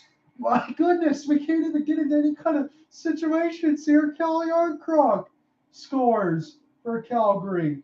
So Calgary immediately gets the 3 unanswered goals put up against them and gets 2 goals within 40 seconds. This is insane, and this feels just like game 1. Brett Kulak has the puck. It gets turned over, picked up by the blue line side, loose out in front, and a chance, and finished off by Kelly Arncroft. It was a turnover there by Kulak, and Arncroft makes it 4-3 now for Calgary. So I'm not going to get into any more explanations. I try to do so within the last minute, and there's been 3 goals within the last, let's say, minute and a half. Not even that. Voice crack, not even that. But in the sense of 4th career playoff goal for Youngcrock, the water faucet is turned on now. So throw out all the other narratives about the goalies being better. Now you just try to survive here. Calgary's got to find a way to win this one. They get a chance in the offensive zone again. This is Majapani trying to leave it there for Mikkel Backlund. Again, Calgary has just scored 2 unanswered goals. Now they got a 4-3 lead. Blake Coleman tried to leave this one for Shillington. And now this goes back there to Leon Draisaitl. Draisaitl holding off the backhand. He held off CC there off the pass. This goes into the high slot. Duncan Keith fakes it to Draisaitl. Back in there, slap shot off the post and in! 4-4! My goodness, the goals will not stop. 3:52 left to go in the second period. Whatever you can do, I can do better. We are back to within game 1 officially now of the Battle of Alberta. This is absolute madness on every side of the facet. Duncan Keith faked the slap shot. Draisaitl back in there to Evan Bouchard. He rockets it home. It's 4-4 now. This might have bounced off a couple of Calgary players out in front. And I don't know if I'm going to say this again, because I know I would be wrong if I were to complete this and utter this sentence out of my mouth. But at what point do we see, if we see at all, Dan Vladar, or if we see a chance for the backup goaltender of Edmonton again for all that stuff with Mikko Koskinen, who knows? Chance again now for Lindholm and Gaudreau when it was stopped by Mike Smith. 3:38 as they try to get another goal back to Calgary. What is happening right now is the question. All sorts of back and forth here. 4-4 with 3:38 left to go. And this is an aerial pass from Johnny Gaudreau. What a gorgeous saucer there to Lindholm. Even better stop there by Mike Smith. 19-17 advantage on the shot board, but it is 4-4 with 3:38 left to go in this second period. Edmonton desperately trying to clear this out of the offensive zone faceoff win by Calgary. They do. Lindholm keeps this in out of Matthew Tkachuk. Into the left faceoff down. We got a tripping penalty. This one's going to go against Evander Kane. Calgary goes back on the second power play of the contest. He can't believe it. He's got that stone stare, but he got the skate blade of Matthew Tkachuk. It's going to send Evander Kane to the box. And Calgary, who had just scored a couple goals, to take a 4-3 lead. Edmonton comes back and ties it. Calgary has a chance right now with 3:24 left in this second stanza to take the lead one more time. This has been the game, as I've said, that has been much like the first 4. Now this game officially at the 4-4 mark with 3:24 left, as the quadruplet of twins there out in front of Daryl Sutter and Jay Woodcroft, and more importantly on that side is those Instagram models are probably there. Face-off is won. No ahead of him. This goes back now to Rasmus Anderson. Takes the slap shot, stopped by Mike Smith. So we finally get a save here. But I was going to say this. The second power play opportunity, the first one looked pretty good here for Calgary. Second one, this gives them an opportunity to make it a 5-4 game. It will be a big time to get another lead before the expiration of the second period, but this is one of those games that looks like game 1 where nothing can really be for certain. It's just goals aplenty all the way across, and goals against average or hurting, no matter who's in the net. Lindholm, Rasmus Anderson, he thought about it, gives it to Hannafin. Hannafin lets it go into the screen. and gloved and saved by Mike Smith. So we got back-to-back stops by the netminder. And Mike Smith, back-to-back stops is something that we haven't seen over the last, I would say, 5 or 6 minutes of this contest. So Elias Lindholm going to try to keep that hot face-off streak for Calgary going in their own end as they want to add more shots on this power play. 4-4, 3:06 left in the second, and Edmonton gets a rare face-off win. They get this one down by the goal stick of Jacob Markstrom. Markstrom leaves it there for his defensive partner and Noah Hannafin. Hannafin has it now. He's trying to start the breakout. Hannafin leaves it there for his defensive partner. Now Matthew Tkachuk. Turnover here, breakaway! This is a chance for Edmonton. Goal stick save there by Markstrom. I think that was RNH. Tkachuk come back the other way. Gaudreau lets it go into the screen. It gets blocked. If it would have found the stick of Tkachuk, he could have had a wide open net to shoot at. A chance here for Zach Hyman. He gets bodied off the puck hard by Lindholm. And the power play goes down to 50 seconds left to go. Rasmus Anderson now with it. We'll see if everyone else can take a breath. Calgary's taking a long time to get some reinforcements back on this power play right now. They're in no hurry. Cleared down the ice as the Go Flames Go chant is alive. They're going to say this one went off the inboard, so this should be a neutral zone draw. It's not an icing because it's across the red line. 2:03 left to go in the second period. This was a chance, a pass that eluded. This was Zach Hyman. He was trying to go in for the hat trick there, maybe. Again, I might have lost track of how many goals that Zach Hyman has. But man, did he get smoked by Elias Lindholm on the other side of things. That was a reverse body check, maybe on the both sides. As Hyman and Lindholm both got a piece, but they look no worse for wear. Their buckets of salad look pretty good, and their faces look good too. Down to 2 minutes left to go in this second period. John Underwood and McCall from Scotiabank Saddledome in Calgary, Alberta. This is the Battle of Alberta, Game 5, 4-4. It is a 3-1 series advantage for the Edmonton Oilers. They're trying to close this one out now. They don't want to play a Game 6 at home. Calgary's got to be able to get a lead by the end of regulation or this game is done. Chance gets stopped by Mike Smith. Dylan Dubé trying to find it on the second power play line. This goes on the kick play. This goes back to Rasmus Anderson. Plays it. Slap shot. Hannafin gets bounced up in the air. Vajrapani lets it go high. And it goes up and out of play. 1:18 left to go in the second period. Vajrapani was trying to shoot that high top left corner. And it just eluded Mike Smith's gaping open net there as Calgary was trying to make this a 5-4 game. This bounced high off the inboards, almost went off the top of the crossbar before it went behind the net. It did went above the top of the crossbar, so the puck has been fluttering everywhere. Mike Smith can breathe a sigh of relief, and fans can maybe take a little bit of a breath. I think everybody's probably been standing for the most part, even if you're sitting at home. Right now, Connor McDavid, another defensive zone draw. He wins a rare clean one there as it finds Darnell Nurse, and Leon Draisaitl tries to find Connor McDavid. And this goes back in behind the goal cage of Jacob Markstrom. Calgary trying to play this one out in front. And this goes to Darnell Nurse with a minute remaining left to go in this second period. 4-4 is the score.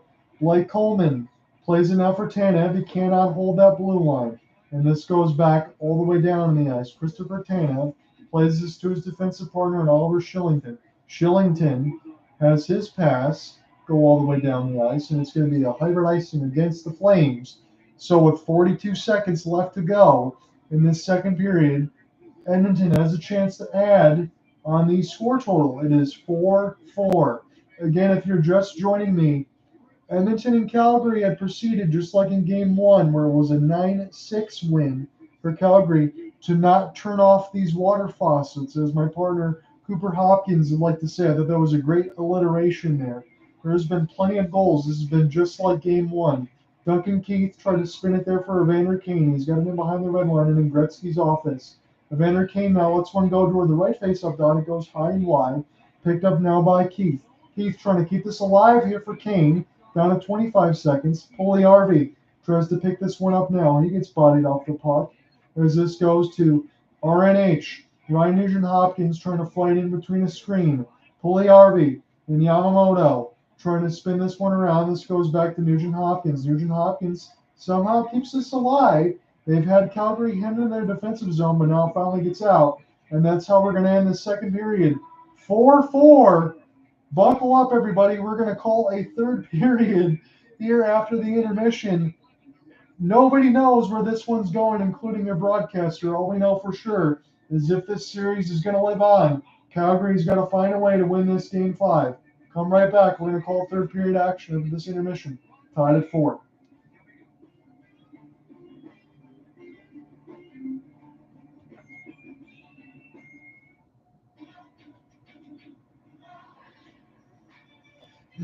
Remarkable style.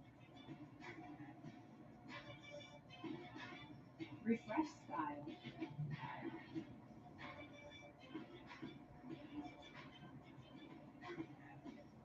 Refined style.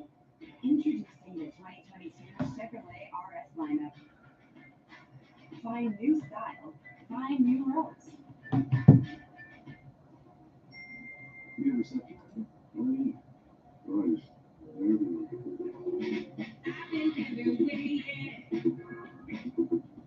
Cross the prairie, baby, yeah, share my favorite trails, yeah, so from anywhere, yeah. Got my high school days, yeah, I've been everywhere. Mountains, sunshine, again, on the wall, by the day, Mountain, Subway, Edmonton, Calgary, Grand Prairie, Sunny Hill, Brandon, Victoria, Fredericton, London, Kelowna. There's no better place to bet the NHL than on FanDuel Sportsbook. Easy to find your bet, lock it in just a few simple taps. And on FanDuel, the action doesn't stop when the puck drops. With in-game betting, you can bet live games with updated odds right through the final board. When you're ready to cash out, you can fish your winnings in as little as 2 hours. FanDuel is now live. Download FanDuel Sportsbook today and make every moment more. Okay, it's time for the PC Insiders Report Summer Edition. Over 100 amazing new products, but I've only got 30 seconds, so I'm going to go with this. The PC Decadent Double Chocolate Cream Pie. You love the original Decadent cookie and the Decadent pie, so you're going to flip over this. It's guaranteed to make your summer over 500% better. Okay, I can't actually say that, but you've got to try it. Now, I wish I had time to talk about the incredible PC Cedar Planks, because it turns out cooking fish on wood is a thing, and it tastes amazing. Or the PC Pomegranate Lemonade, or the brand new...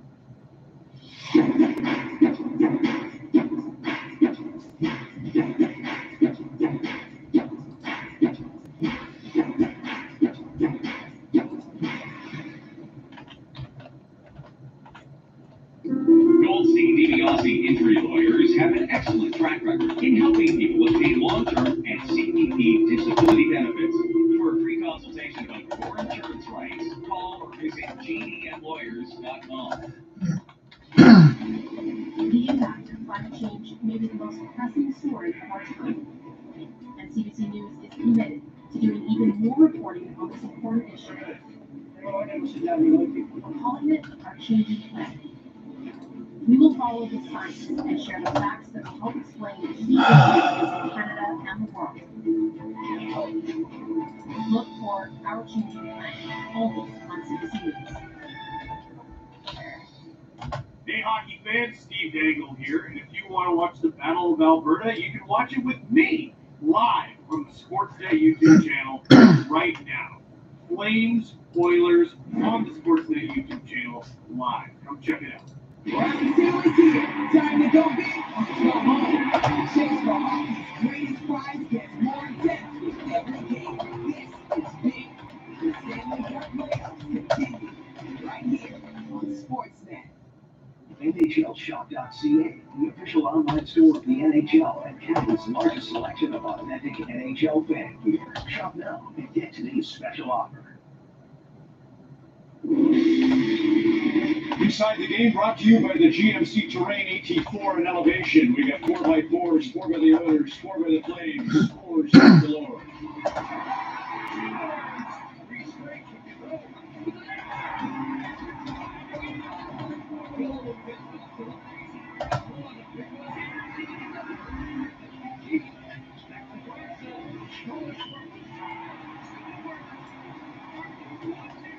Compensation Board is right now looking into a case of unfair employee overuse usage. Chris Cuthbert's one. Beasley, public address announcer in Calgary, hasn't shut up for 2 weeks. He's been trying to keep up with the scoring. It's unbelievable what's going on in the Stampede City. So, Jennifer, why don't you take it first? Well, what a second period, and what a game for Zach Hyman yet again. If you look at some of the plays that he's been making tonight, he was touching the puck a lot in the first period. Look at the second. He's everywhere, in front, trying to make sure he gets in on the zone. He's with a nice rib. Kevin, you love this one, the shooting option on the 3-on-1. Not everybody's going to take it, but sometimes that's just the best play, and gets a nice assist on the rush. On the power play, great positioning there, the weak side post, buries that one home. If you think about what he's done throughout this series, 6 goals that he has in playoffs, and look at this one shorthanded, right? The effort coming down the right wing. It's Lindholm who's the one that's chasing him down, and then the next rush he comes in still shorthanded. Lindholm tries to line him up, but it's Hyman that delivers it right back. And sometimes they're playing well. The coaches need to notice that, and you notice some line changes right up the top of the second where Hyman was rewarded. Well, I thought the first period was Calgary's pace. It was slower. It wasn't at that speed. And Jay Woodcroft made the changes you said, Jim. He put Hyman up on the big line. He moved Evander Kane down temporarily to another line with Nugent Hopkins. I thought it made a big difference. I thought that period was much more Edmonton's pace, a pace that Calgary isn't as comfortable playing. Just to give you an idea, Rangers Carolina, 18 total goals. This series got 44.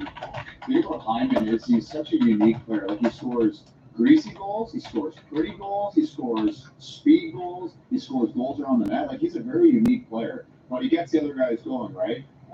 If I know anything about hockey, then I'm sure. Okay, so I got all the goals set up here. I'm going to put them all on the box score there momentarily. But as we're sitting right now, let me give you a little bit of an update. So Golden State, they close out. They're waiting in the NBA Finals. They're going to be waiting either the Boston Celtics or the Miami Heat. That finished 21-10. Most likely it's going to be the Boston Celtics, I would imagine, at that point, because Miami just doesn't have enough bodies.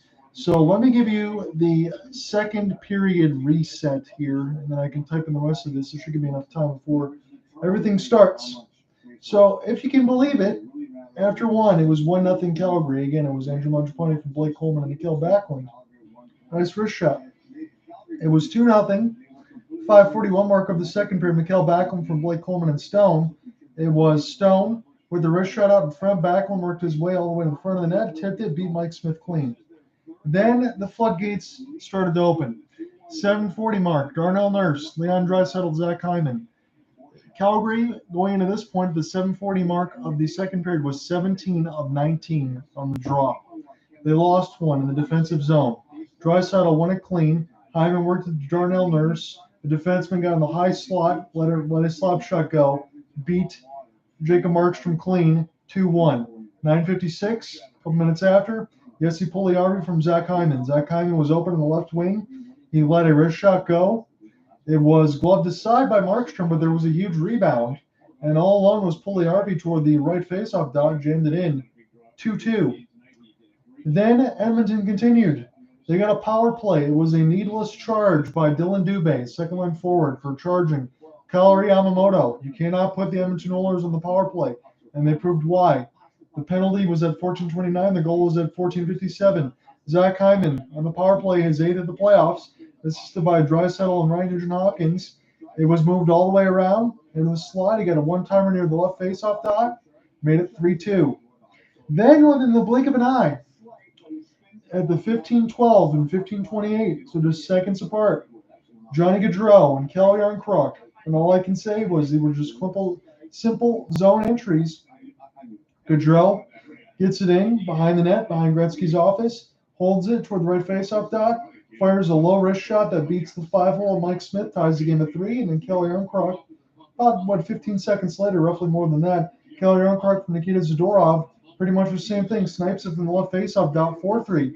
And then Evan Bouchard, another faceoff loss, a rare one at that for Calgary. Draisaitl wins it clean.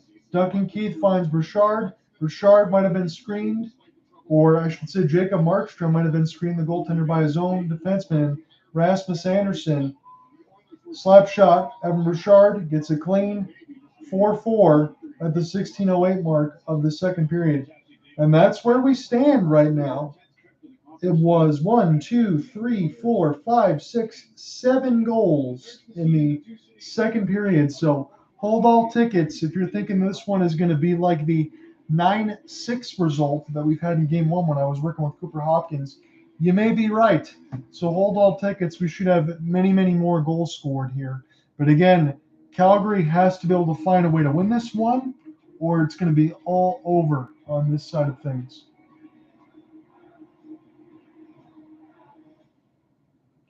Is this working or not is the question. It's Test. this way. So get involved. Meet your friends. Don't meet your friends. Lift your head down. See the world. Do it for Because this was not blinking across, but I don't see it working. So if it's not working on the ColorCast side, I apologize. The YouTube side will be doing the same. I just don't see the purple going across when I talk. But it is what it is. If anyone's in there, let me know.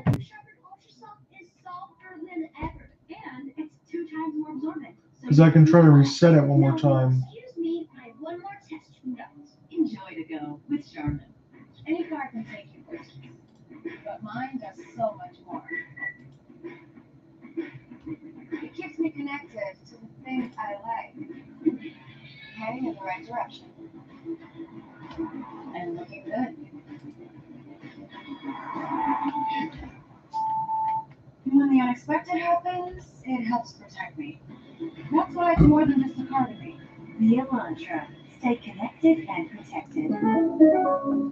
Maple City Marine is Canada's largest scout boat dealer, powered by Yamaha Outboards, featuring the 240 XSL with sleek lines and high performance, taking this off, out in its class. We've got you covered. Maple City Marine, taking families boating for over 70 years.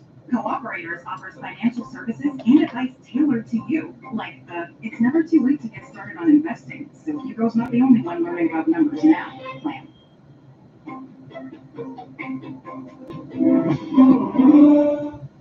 This entire country is dedicated to the singular goal of survival. The new variant is complicating what was to be a return to normal. Iceland is keen to be seen as a place to extract carbon from the air for decades. Many people, of course, have been sheltering down here. Thousands of refugees have entered the region. Indigenous delegates heard something they've been hoping for: an apology.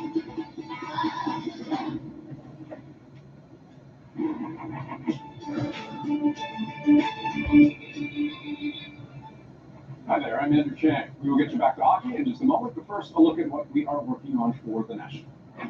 So right now, during investigation, it appears it's unlocked. Police in Uvalde Test. say the gunman, There it goes. I see it working now. and two teachers, was able to enter the elementary school unimpeded. Police are facing growing questions about why it took them so long to confront them. I don't know if it was working before, but I see it working now. That's it. Acclaimed American actor Ray Liotta has died. Best remembered as a charismatic gangster in Martin Scorsese's Goodfellas, Liotta was reportedly filming a new movie in the Dominican Republic when he died in his sleep. He was 67. During the playoffs, you can always find us on CBC News Network and CBC Channel. So for whatever reason, I did not see that little icon going across. I did the whole goal scoring recap. There was a lot of them. 7 goals in that second period. And again, this game has looked much like the first. Okay, Sportsnet proud to partner with Play On Canada, popular Canadian street hockey festival is back this summer. Coast to coast, it's an all-inclusive, players of all ages, all experience, whether you play hockey or not, a chance to team up and play street hockey. Once again, when they had this event in 2012 in Toronto, Connor McDavid is on the left of the screen, Monty Smith-Melly, Anthony Stewart goes to the net like he always does, and he would eventually score right under the booster juice there. Great goal by Anthony. Anyway, 8 events across Canada, including Ottawa, where they'll play in front of Parliament Hill. Bring our communities together. It's good for your body, your mind, and your heart. To see the participating cities and sign up as a player, a referee, or a volunteer, simply go to playon.ca. Registration is now open. Steph Curry. Let's see Steph Curry. Golden State is advanced to the NBA final. Yes. Now, I don't know if any of these hockey players are as good as Steph Curry. Swish. We got that in the can, and we got a great game in the Saddle Pelican. 4-4 after 4.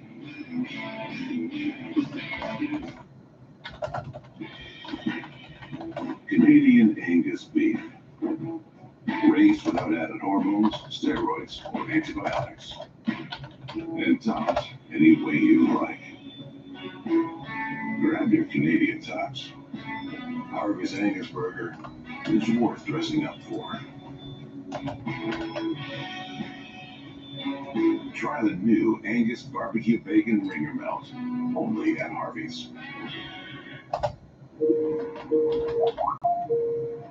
Hey, Shree, just got to the office. Service notes. I think we need to chat with Taylor before the podcast.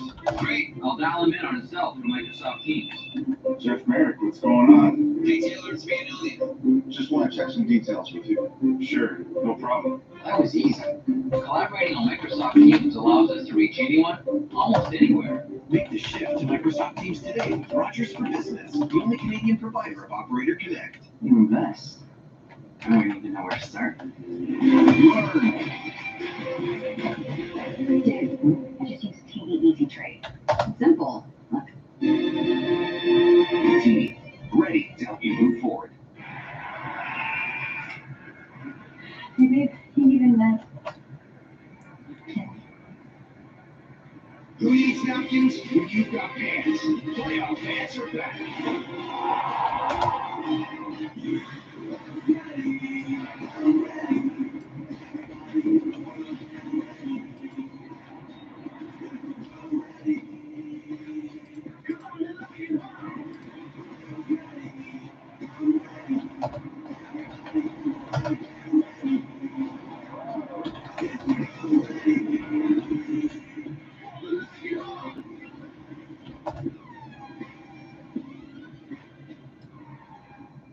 We're continuing to follow this extraordinary family as they take on new challenges and take over its eradicated farmhouse. There's a massive hole in the road.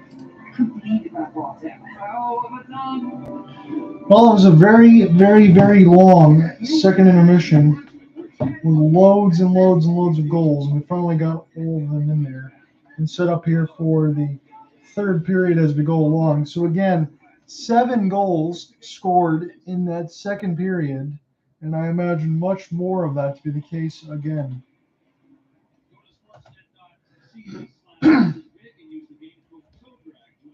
I imagine any PA scoring announcers like that are going to be paid overtime for the amount of data and everything else that they have to list and get everything right here.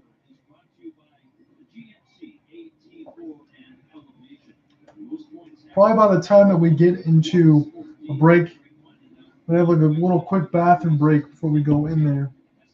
Couldn't really leave the seat because there were so many goals and everything else to put in the second period, but that is okay. Everything is accurate and up to date here.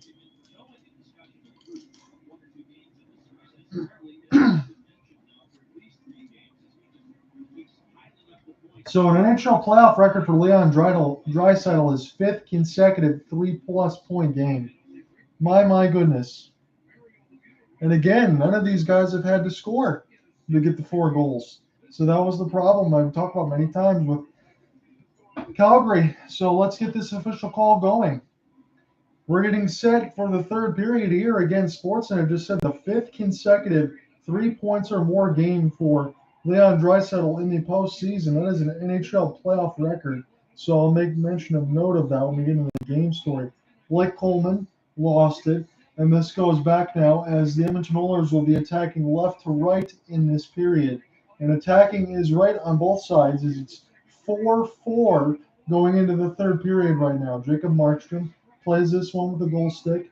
Again, the only time that we saw Dan Vladar was a little bit into just game 4 in the sense of what was left just for making a few saves where he was a 9 for 9. This is now for Evan Bouchard as he's jumped all the way into the forecheck, and now Calgary can settle things down in their own end. Michael Backlund now. Backlund trying to get in through there. Mangiapane couldn't find it, and this gets rattled down to Leon Draisaitl. Draisaitl trying to hold off the backhand. What a play! And that simply just went through the goal mouth I don't know how that didn't go in and beat Jacob Markstrom. I thought that was going to be 5-4 off the backhand. Draisaitl set it up, I believe, for Connor McDavid off the backhand, and somehow that just went through the goal mouth and didn't beat Jacob Markstrom. Across the flaming sea now. Kaleri Yamamoto lets the shot go. Stop. Rebound stopped by Markstrom, but now it's loose and behind the cage. Spun around now is Evander Kane. He's got 12 in the playoffs. His backhand goes wide, and it's toward the right face-up dot. RNH tries to get this one in deep, and he does. Calgary having a desperate time trying to get this out of their defensive zone right now. If you can believe it, Calgary is up 23-19 on the shot board, but I feel like this is getting ever closer to being shut down as it's been pretty much all Edmonton from this second and now the start of the third period. Even though Calgary come back and scored 2 goals, it was 3 unanswered by Edmonton to kind of turn this around and make it 4-4. A chance here for a Go Flames Go chant. Spun around now by Jacob Markstrom. Kept at the blue line now by Evan Bouchard. Now Brett Kulak getting punished off the puck. Jesse Puljujärvi throwing the body to one of the Calgary forwards. Talbot Toffoli trying to get this out. It's been all Edmonton right now in the offensive zone here for Calgary. Keller on Kruk. Noah Hannafin trying to find it. And now Calgary finally does, but I don't think they're going to be able to sauce this one out. Dylan Dubé got it a little bit deeper, and then they're going to go ahead and take a line change here on the Calgary forward side of things. 17:20 left to go in the third period. Across the blue line now. Now across the red line. Picked up now by Connor McDavid, number 97. Toe drag through. Lost it there. Good work there by Rasmus Anderson. But Bouchard holds it in, and it gets blocked by a sea of red jerseys before it hit Jacob Markstrom. Try to give and go this one to Johnny Gaudreau. He lost it.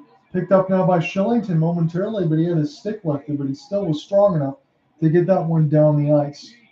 This finds Draisaitl, but it's a offensive zone icing, and Calgary was on their heels. This is what, 16:51 left to go in the third period of this contest, and I'm not lying to you when I say the first 3 minutes and 3 seconds have been all Edmonton. They've been hemmed in the offensive zone where they've done some damage, and that was a good armpit save there by Jacob Markstrom. That could have been 5-4 and they'll right up a blocker. So Mikael Backlund is with Connor McDavid, and on the draw, and Backlund has been good. I mean, Calgary's been really, really good on these offensive zone draws, but they've got to continue to do that work. But they lost it there. McDavid was able to find it. Rasmus Anderson couldn't get to it. This goes behind the giant goal stick there of the goaltender Jacob Markstrom. And Calgary trying to break out now. Mikael Backlund trying to find his way across the red line. Still working his way through to Johnny Hockey. Johnny Gaudreau now being held off there by RNH. Gaudreau finds it. Backlund tries to shift this one aside. Andrew Mangiapane now is to the right face-up dot. Now behind the cage with Mike Smith. Tried to center it out in front and it got blocked. Still now on the left face-up dot. Noah Hannafin holding toward the high slot, and the shot goes high and wide. Picked up now by Evander Kane momentarily, but Gaudreau is able to intercept. He puts this toward an empty wing toward the left face-up dot, and Cody Ceci is just going to pick this up on his own. Yamamoto charging into the net. Cody Ceci now has toward the right face-up dot. Slap shot, lets it go. Screen. Stopped. Jacob Markstrom made the save there. And this is spun now for McLeod. McLeod's going to spin this one around. Picked up now by Erica Branson. Branson was able to rattle this one out. Andrew Mangiapane trying to leave this one and go ahead and get his change because he's just dog tired at this point. He's been out there for about 2.5 minutes. Chance for Yarn Kruk. He couldn't get to it now. And this is Zach Hyman. He's already got a couple in this game. Hyman dumps it down. This goes to Oliver Shillington.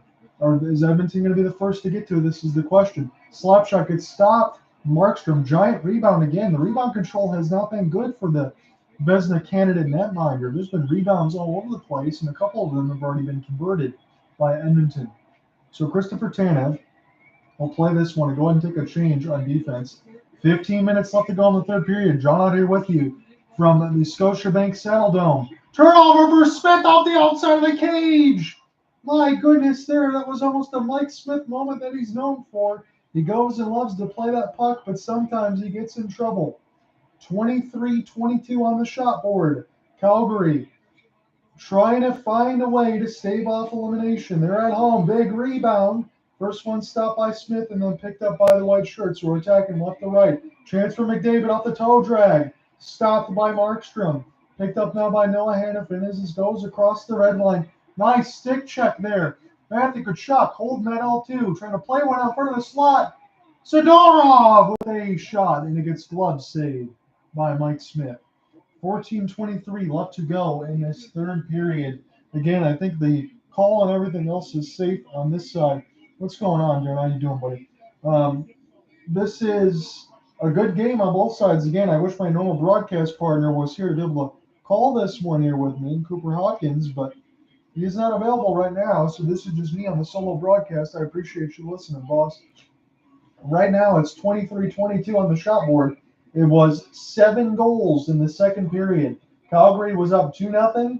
Then they had a 3-2 deficit, and then we got to a 4-4 scoreline at the end of it as the Edmonton Oilers and Evan Bouchard had scored the latest as we were just getting set to end that second period.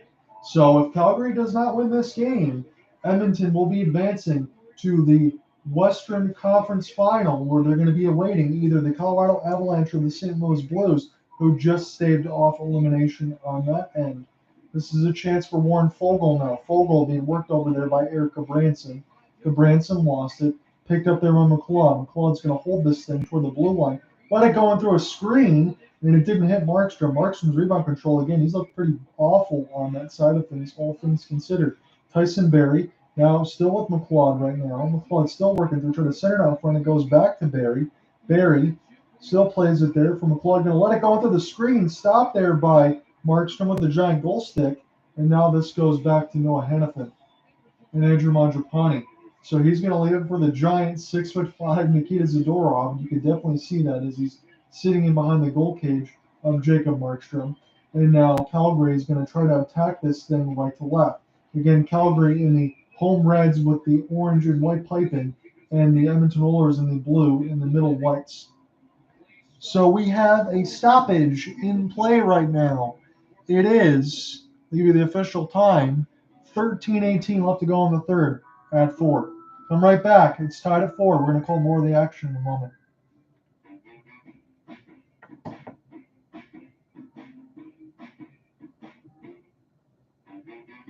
Yeah, that was a sight to see there for the Mavs. They got a little bit closer there right at the end, but it was one of those situations where it was good for them if they did not get swept.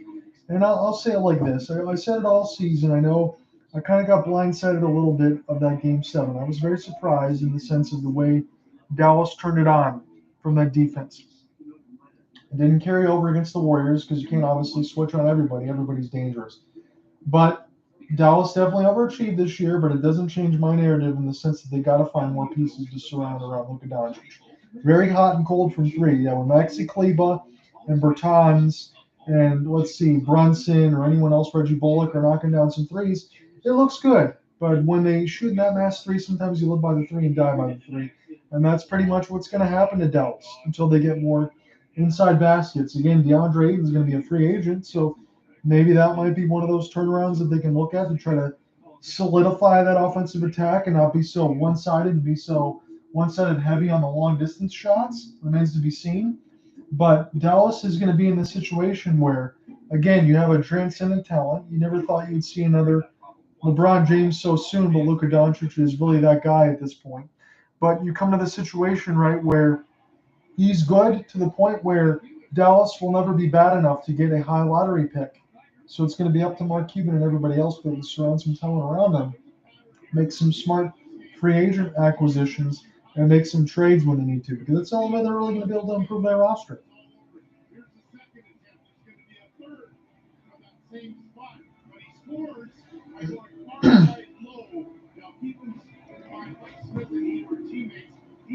Get back into the action right now. We have 13-14 left to go in the third period. It is 4-4.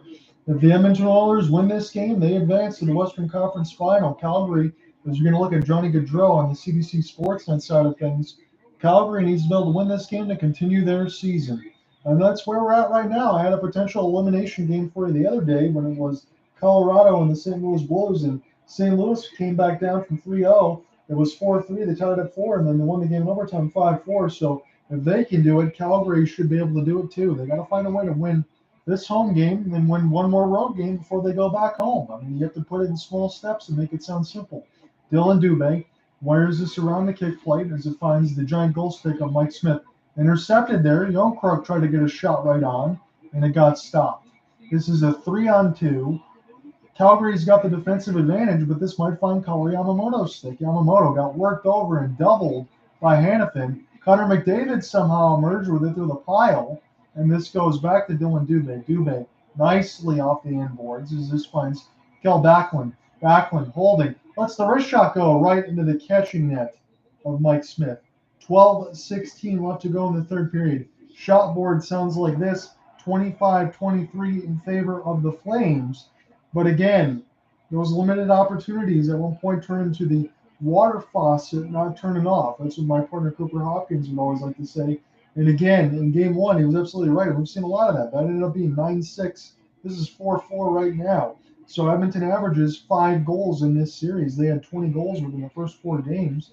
You divide that, that's a perfect 5 goals. And right now, we're right at their average, pretty close to it. Chance for Trevor Lewis. Off the face-off wing, Mangiapane. It's bumped off the puck. It bounces up in the air toward the right face-off dot where it finds the Edmonton Oilers. Oilers trying to break out now. Zach Hyman to Leon Draisaitl. Draisaitl had it knocked away from him. And this goes back to Calgary with Mikael Backlund. They spin around with no Hannafin. Hannafin and Backlund get this across the red line. And it's going to get picked up there. Might have been a hand pass or something that got bounced on a play. So 11:44 left to go in the third period of this contest. Yeah, Calgary's got to be jacked up here tonight. They got to be able to find a way to win this one again. It sucks for them in a sense, and you've seen this a lot of all series. Some of these fans are looking on with a little bit of intrigue when you have a 2-0 lead, and then it gets blown away. Just like in Game 2, they had a 2-0 lead, and then they ended up losing that one. Edmonton has been the type of team that it's not been able to get their offense going in the regular season. It was 125 points for McDavid, 110 for Draisaitl, and 55 for the next closest for Ryan Nugent-Hopkins. But in the postseason, Edmonton, for whatever reason, they've turned things on. Matthew Tkachuk with an entry here for Gaudreau. Slap pass gets flubbed up there by Mangiapane, and this goes back to and off the play back to Fogle. Fogle trying to do a couple work and then get it loose out in front. And this goes back to the defensive pairings of Gabranson and Zadorov. Now to Johnny Gaudreau. Gets a clean entry there for Matthew Tkachuk. He flutters a wrist shot wide. Picked up now and put in there by Chris Tanev. Gets centered out in front. Gaudreau gets knocked down hard. Elias Lindholm. Back to Gaudreau. Gaudreau still works this thing around the net. See if Calgary can forecheck this thing in behind the right faceoff dot. And now Edmonton. Going to try to find a way to break out here. Kawhi Yamamoto turns on the toe drag. Leaves a nice setup. It's loose. And Markstrom couldn't corral the rebound. But it was a chance for Tanev to just knock it away just in time. And I've said this many times about Jacob Markstrom in this game. You can probably say it about the series. This rebound control has been very, very shaky at that. Tyler Toffoli has his bid go around the net of Mike Smith. Youngkrug gets knocked down. Tyler Toffoli from the Los Angeles Kings. Mangiapane right to the step, and he just missed it. He was going right into the slot, trying to roof the backhand over the head of Mike Smith, and it went just wide. Across the red line now. Oilers trying to keep this alive. Goes in behind the cage of Markstrom, where this finds Keller Youngkrug. Now Mangiapane, but the pass was too hard as it bounced off the stick blade and the skate. Now Noah Hannafin to Rasmus Anderson, the top line defensive pair. Got to be able to make something happen as far as shutting things down. We've reached the halfway point of the third period. 9:45 left to go. Tied at 4. Again, the Flames are attacking right to left, and the Oilers are attacking left to right. This is in the defensive zone of Edmonton, but they're trying to transition right now. This is a chance off a breakout, but intercepted there by Anderson. Anderson gets this one down. Nice pinball out in front, but it was too far for Dylan Dubé. And now Edmonton might have a chance as someone took a big ride. Then might have Pulley-RV that got posterized on the right side boards. Mikael Backlund plays it out front. Coleman tried to center this one back out to Backlund. And now this goes to Matthew Tkachuk. Backlund tried to get around to Elias Lindholm. Lost it. Evander Kane trying to sidestep ahead. He lost the puck. He couldn't pick it back up. And this is not an icing as this hits Christopher Tanev. Evander Kane. And on the forecheck right now, Rasmus Anderson. with Oliver Shillington trying to get this one out. Shillington turns on the Jets, gets across the flaming sea, lets the wrist shot go, and Elias Lindholm has his shot stopped, and I think Shillington might have took a high stick there. 8:44 left to go in the third period. All kinds of chaos, but no goals yet here in the third. But Markstrom, my goodness, he looked very shaky on that rebound attempt as it just bounced off the stick. And thankfully for Calgary, there was no white jersey in sight. Come right back. We're going to call more of the action in a moment with 8:44 left. Your favorite free-to-play casino games. Slots, live dealer tables, and progressive jackpots, including Mega Moolah. At Bet99.net, you could be a winner today.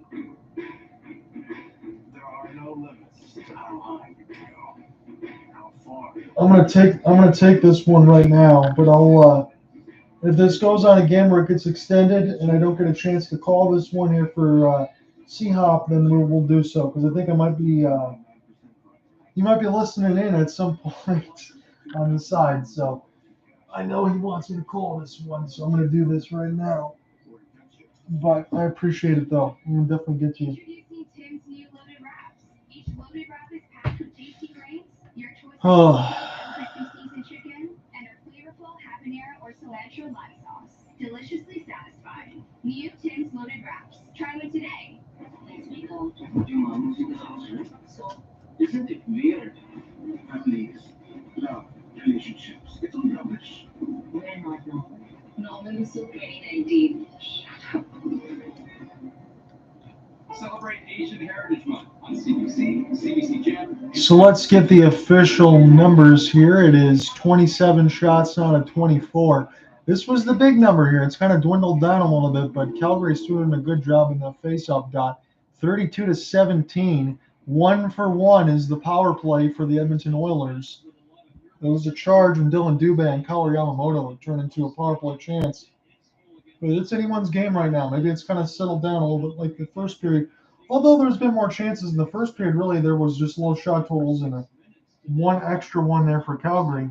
As the red towels are waving here at the Scotiabank Saddle Dome. We're going to get set to call the official action here in a moment.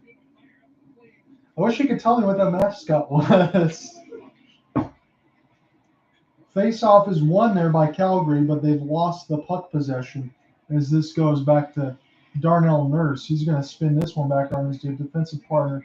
And now Connor McDavid's going to take control of this. Duncan Keith now to Evan Bouchard as the second-line defense now officially is out there. Here's a chance for Hyman. He's been excellent in this game, holding off the backhand, trying to put a shot out in front of Jacob Markstrom, and it goes just wide. This is a chance here for Noah Hannafin. Maybe there'd be a stick called there as Connor McDavid sent it out through the blue paint, but it just went past Zach Hyman. Leon Draisaitl now. McDavid gets this one back to Evan Bouchard. Off the kick plate to Duncan Keith. Down to 7:55 left to go in the third period. Backlund can't find it. Draisaitl's got it now. And behind the cage, he can't get dispossessed of the puck. High slot shot gets flubbed there by Duncan Keith, the former Blackhawk. And now this goes back to Rasmus Andersson, still in behind the net. Chance for Markstrom. And this time he had the rebound held as it went into the catching glove in the blocker's side. And again, Jacob Markstrom, I've said this many times, that rebound control has been shaky. But when they needed that save right there, as Edmonton was all over them with Hyman, McDavid, and Draisaitl, that top line's out there. Jay Woodcroft would put Hyman up on the first line because he's had a couple of goals here and he's looked pretty good. But he made the save that he needed to right now. 7:40 left to go in the third period as Zach Hyman's taking the bucket off right now. He's sitting on the players' bench. And this is a chance for Kelly Armstrong on the third line here for the Calgary Flames to win a key defensive zone draw. I wouldn't be surprised if at some point even Jay Woodcroft would double shift Connor McDavid or Draisaitl to try to pressure this thing late and finish it off before we would get to overtime if the score line had stood. Across the red line now, this is Andrew Mangiapane. He had it sticked away, and this goes back to Eric Gabranson. So Gabranson and Zadora on the third line defense out there right now. Kelly Youngkrug with a rocket pass, the tower to Foley, and this gets chipped in deep by Tyson Berry. Intercepted, but bounced out of Brent Kulak, and now this goes back into the Flaming Sea. Left to right, Kulak series of moves. His shot gets blocked, picked up there by Cal as he spins around the cage of Jacob Markstrom. Down to 6:55 left to go in the third. This is a chance here for Christopher Tanev now. Second line defense. He's back there after missing a couple of games. He's usually one of the top line defenders there for Calgary to be able to stop those goal totals. But again, Edmonton has averaged 5 a game within the first 4 for 20. So it's just been unstoppable as far as Edmonton's offense. And you've not been able to say that throughout the regular season, despite those chasm totals between McDavid and Draisaitl at 125, 110. The next closest was 55. But in the playoffs, everybody's dominating right now. It's the biggest surprise. Pick back up now for Trevor Lewis. Lewis gets it knocked away, but he's still trying to fight through Darnell Nurse, trying to keep this one alive. Blake Coleman gets hit off the puck there by RNH. This goes across the left side of the boards. Lewis knocked down his man, but this found Evander Kane. And Michael Backlund now. Mikael Backlund has this toward the left face-off dog, trying to power back in. Scores! Calgary finds a way. I think this is Blake Coleman's goal. What a move there. Found a way to power it through Mike Smith. And Calgary doesn't want to end this series just yet. 5:57 left to go in the third. The Sea of Red, Blake Coleman gets another one. My goodness, he powered through the left faceoff dot, worked all the way through the wrist shot, and it went off the skate of Coleman.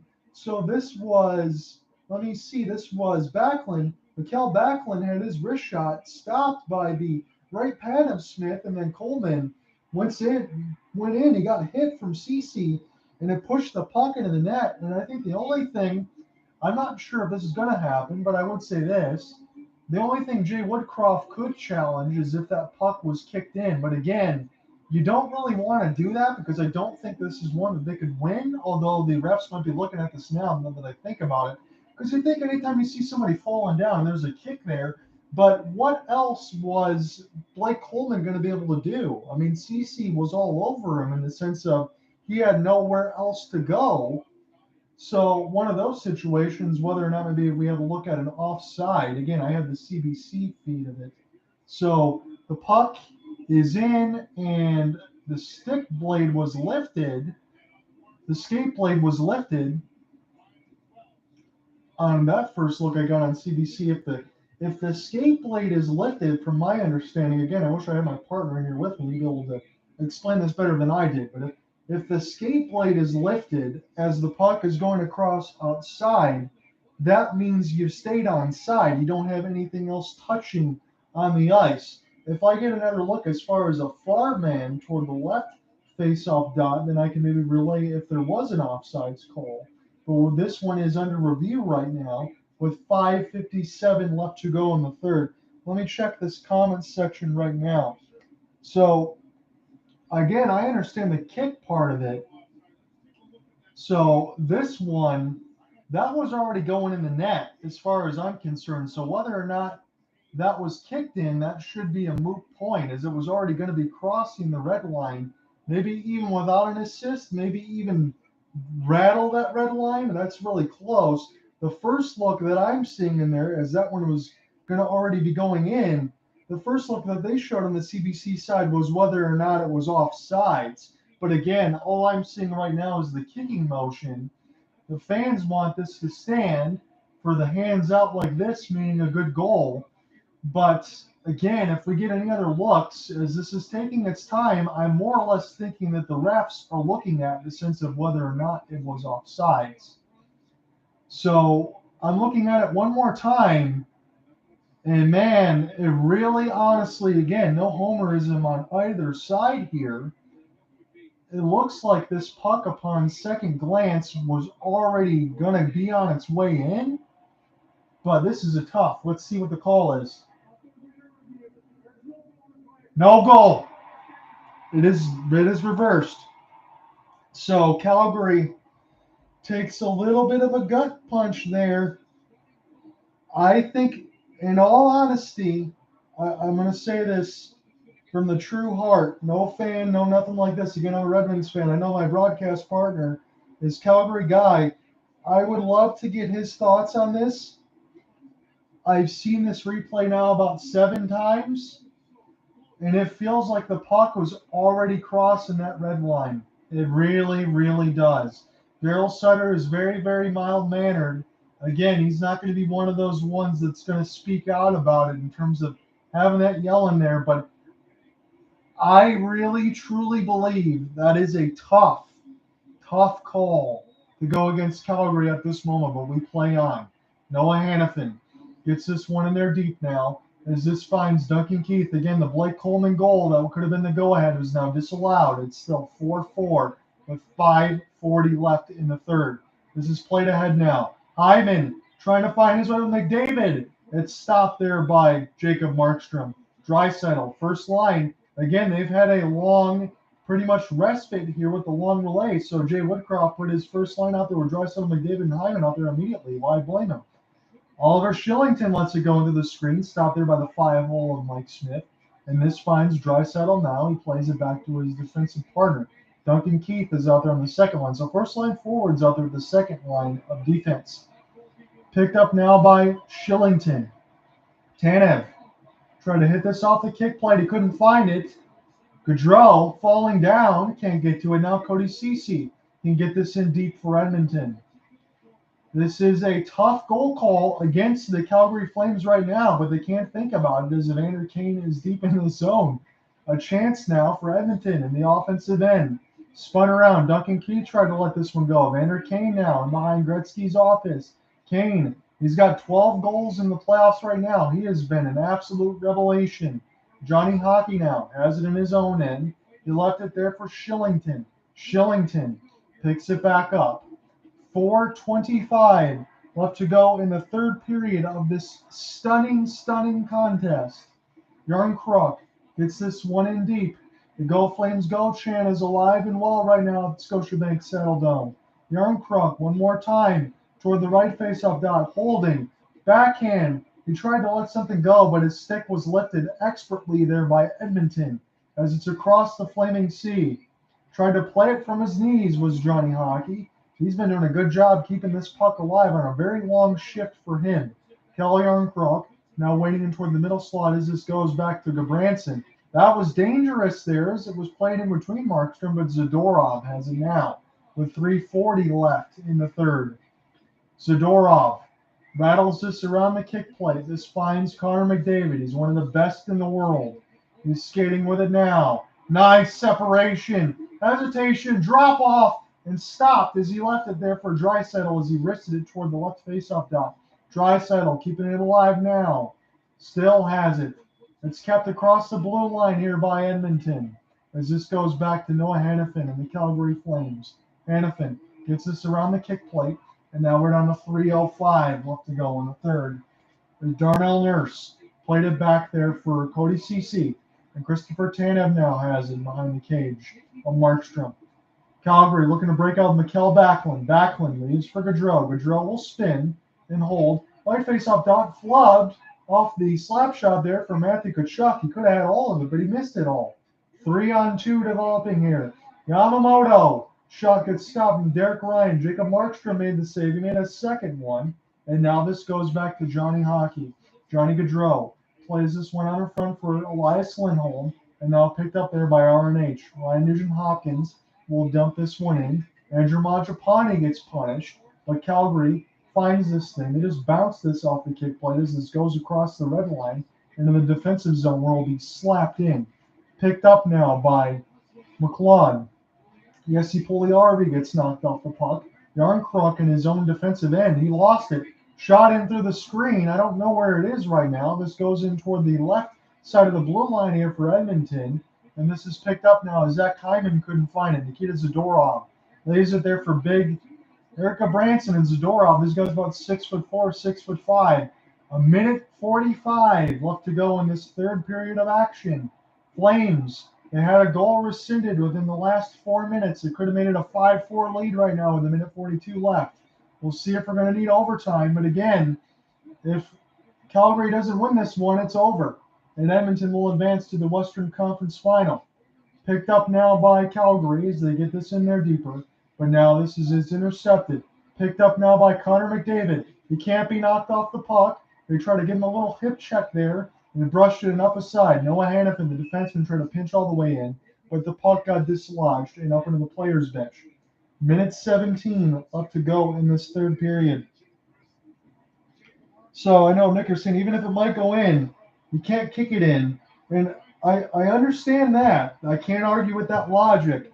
But what happens when Cody Ceci is behind you, makes you fall down, and Blake Coleman ends up kicking it into the net? Is there any kind of definitive action to speak to that point? I think it's very, very difficult on that end to overturn when the defenseman kind of makes you lose your edge and you fall and you inadvertently kick. Now, if it was a distinct kicking motion, it might change my mind, and those ones you easily see overturned. But at this point, in this situation, you can't help but feel like the call might have been missed. But again, there's a lot of game left to play. It's still 4-4. Tanev trying to get this in there deep now. As this goes to Backlund, Johnny Gaudreau lost it. Kalluri Yamamoto. It is 2-on-2. This has to be an active stick work there for Shillington. Shot could stop. Rebound goes just wide of the kick plate. As this goes back to Evander Kane. He's working his way into the high slot. Leaves it there for Keith. And it's stopped by Markstrom. 32 seconds left to go. Yeah, I think they played it by the safe with a letter of the law. And maybe it's one of those situations where I can agree with that. But in a situation where it's a game like that, you can't afford to. You would at least have to let the play continue, honestly, before you just completely blow that dead and go to the root. I don't know. It's a very, very tough call to think about that. And who knows? Maybe being the refs, it's a tough look at it either way, but that's where we're at right now. Overtime is looming. One more rush here for the Edmonton Oilers. Again, if you're one side of fans, you're going to be heartbroken either way. Mikhail Backlund driving, leaves it out in front of the blue paint. A couple whacks out of there for Yarncroc, and it goes wide. It's 5 seconds. 2-on-2. Chance here for Edmonton, and we are going to end the third period scoreless. The third period, I should say, going overtime. 4-4. My goodness. I appreciate you, all of you guys listening out there on the Colorcast side in the YouTube section, and to my partner Cooper Hopkins, if you're listening to this, my friend, anywhere. I hope that I'm doing this call justice here for you. And if we get to a game 6, I'm not going to be available to do this one Saturday, but if it's a game 7 on Tuesday, you best believe I will be on the call here for you. Now you got a big project that you're working on, so hopefully all that stuff goes well. And hopefully we can try to find a way to get a victory here for you on this time to keep this thing going. That is a rough call, but we're going to be in regulation, and we're going to go to overtime. So again, I want to make mention of this very quickly, as I always do. When you head into overtime, the commercial breaks and everything else dwindle. You only get the 10-minute mark, the half the period ice scrapage and stoppage. So get your bathroom breaks and everything else in, because it's going to be all action by the time we settle in for the overtime. I'm going to be right back, and then we'll get back to the overtime call.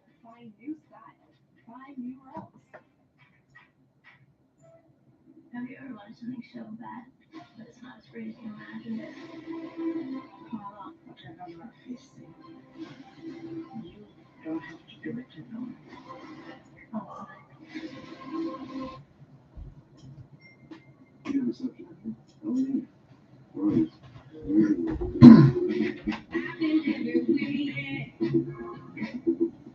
Cross the prairie, baby, yeah, share my favorite trails, yeah, so from anywhere, yeah. Got my spot, baby, yeah, I've been everywhere.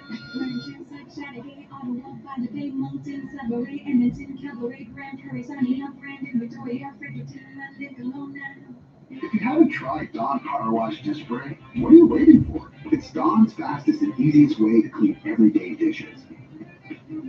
On simple messes, just spray, wipe, and rinse. On tough messes, its spray activated suds have 5 times faster grease cleaning power to break down grease without water. Plus, its targeted spray cleans even harder to reach places better.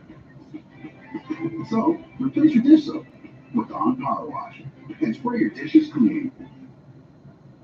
Any car can take you places, but mine does so much more. It keeps me connected to the things I like, heading in the right direction, and looking good. When the unexpected happens, it helps protect me. That's why it's more than just a car to me. The Elantra. Stay connected and protected. Pick, sit. Perfect. Whoa, guys, that was not a good one. Yep, that's a Johnsonville moment. NHLShop.ca, the official online store of the NHL and Canada's largest selection of authentic NHL fan gear. Shop now and get today's special offer.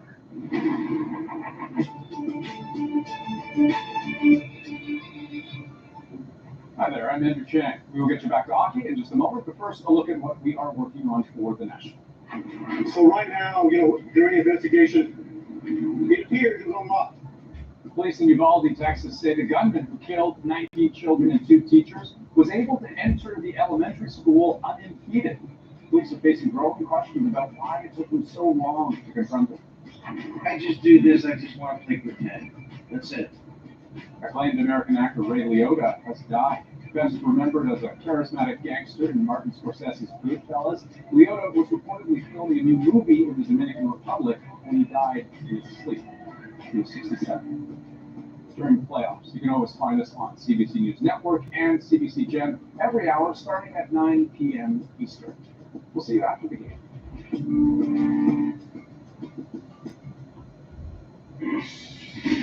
So lots of drama here as we head to the fourth period. Edmonton, Calgary, 4-4, and you know what the topic of conversation is, the disallowed goal out from Red here. May I invoke Switzerland? No. You're giving your opinion. Go ahead, Elliot. You've spoken to the league. Look, they said quite simply they felt it was a distinct kicking motion, therefore Rule 49.2 it doesn't count. So I want to get back in here as I'm just back into the broadcast. It's a chance to at least look at some of this stuff. And Elliot Friedman on the CBC side said they went back into the league in the situation room in Toronto and said it was a distinct kicking motion. So that's why the goal did not count. And I just, upon looking at it again, not being a fan of either one of these teams, looking at it, I just don't know how you make that call when the puck is already going across the red line. But it's one of those situations where if you're one of these other teams, you just have to find a way to continue to figure it out. It's just, that is one of the toughest things I think I've ever seen, honestly, because when you have a defender that's running into you, you have nowhere else to go. What do you do? So that was the official call from the Situation Room in Toronto. I'm going to get some of these other notes and everything else typed up here again. Thankfully for this third period side of things, when I had Brendan Morrison, you cannot kick a puck with your skate blade on the ice while stopping, virtually impossible at that speed. Terrible call by the NHL and 100% disagree. That was from Brendan Morrison. Okay, so that's your former player setting up on that side. Yeah, tell me how you stop on ice. So it's gonna go either way. That one, regardless if it was the right call or not, I guarantee you that's gonna be marred in NHL history as one of those things we'll be talking about for a long time. And now, hopefully, if you're a fan of the Calgary team, you're gonna look at it and say you find a way to win the game anyway. And I use the same narrative that I did against St. Louis when I covered the game the other night. You find a way to win. You have to win one on the road. You go back at home, and all you have to do is win one more game on the road. You got to use that small step. Calgary, for the most part in this contest, especially in the first period, played pretty good. But in that second period, they got into the same old doldrums that were in the first 5 games where things were just turning on that water faucet. They just couldn't stop Edmonton. You get some of those rushes in there and chance, you give them some space, they're going to score some goals. Stop the video. Good, thank you, Frank. So, Kevin, the right leg is clearly hooked up with Smith. Yes. Right? So the left leg now, you can see he's pulling his left leg back towards the puck. So I agree with you there. The question is, was he just trying to plant to And Cece's driving into his lower legs because he's falling too. When one one leg gets tangled with the goalie, Elliot, naturally your other leg wants to stay close to you, so you don't rip your groin apart. It doesn't want you to do the split. But Cece's pushing into him. That's funny too. On the CBC side, forgive me, I know Elliot Friedman, I know the girl in there as well. I'm not familiar with the other forward that's in there, but he goes, if he didn't push his legs in there close together like that, he's going to rip his groin apart as he goes into the post at full speed. So like, what else is he supposed to do? So these guys are pretty split on the sense of, if I'd say there's 4 of them on the panel, 3 of them think it should have been a goal, 1 of them should not. So take that as you will. Again, it's going to be one of those ones we're going to talk about for a long, long time. Hopefully it does not determine, and again, it won't now with the overtime, but determine everything that's going to happen in this contest. To have your skate get to that puck, you would want that. Now, what is a distinct kicking motion is where I start. Yes. You know, is that a distinct kicking motion, or is that just a guy having go off his stick once he plants to save himself? He's looking down, Is right? sliding on your flats, and hitting the pocket kick? I don't know. I do agree that he extends that leg. He extends that foot. Okay, so you're definitely chip count. It's just that, look, like if that was goaltender interference, that goal would have counted, right? Because he's being pushed into swim. Right. So if you're being And if it was deemed goaltender interference upon first flush, they're saying it would have counted. From goaltender interference, if you're being pushed into the goalie, I see a guy. But since it wasn't initially deemed goaltender interference, it didn't count. Interesting how that works. Explain that one to me. You know, he's a great athlete. Maybe he can kick it like that, but I see a person who's being pushed into the goal and just trying to. And then it's a coincidence that his skate next to the puck because he's falling into the goal. It's just a coincidence that, or what do you think his intent was? I think his intent is to shield the puck, maybe direct it.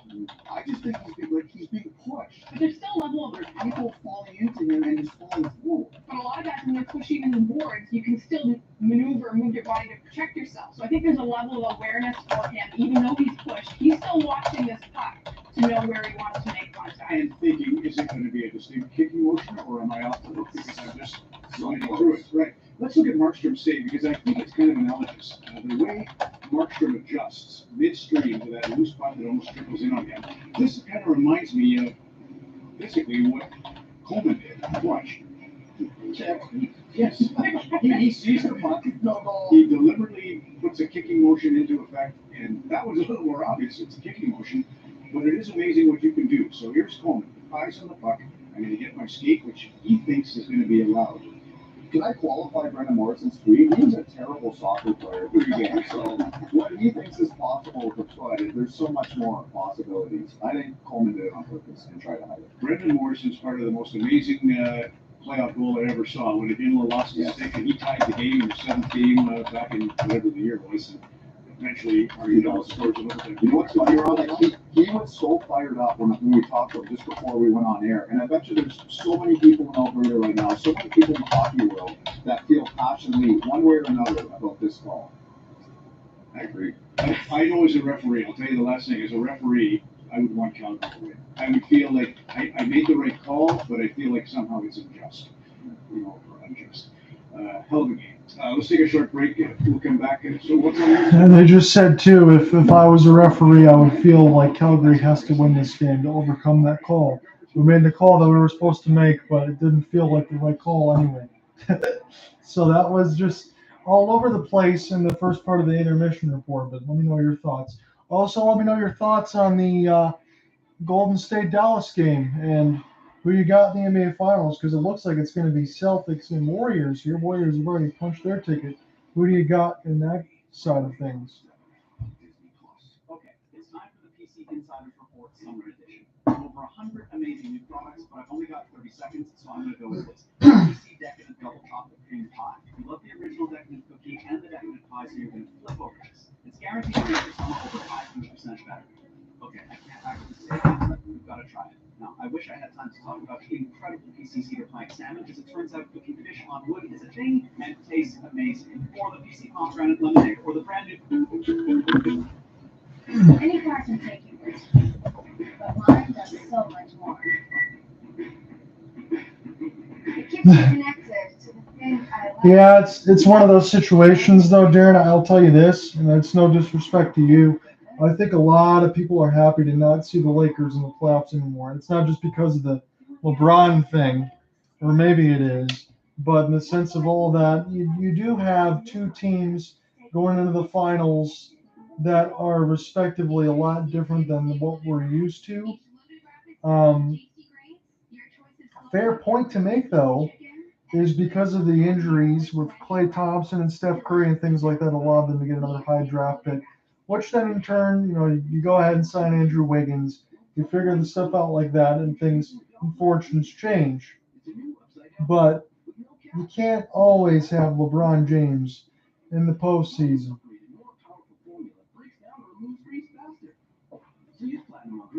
Besides, you already got your Lakers bubble championship. But I hear you.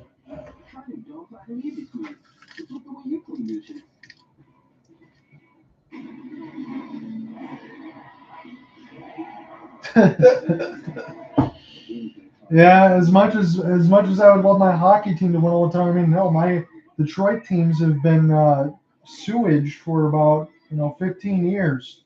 So I don't know what winning is anymore. So for teams like LA that always have relevant teams, Detroit's never had anything for a while now. Canadian Angus beef, raised without added hormones, steroids, or antibiotics. Worth wearing the Canadian touch for. Try the new Angus barbecue bacon ringer melt, only at Harvey's.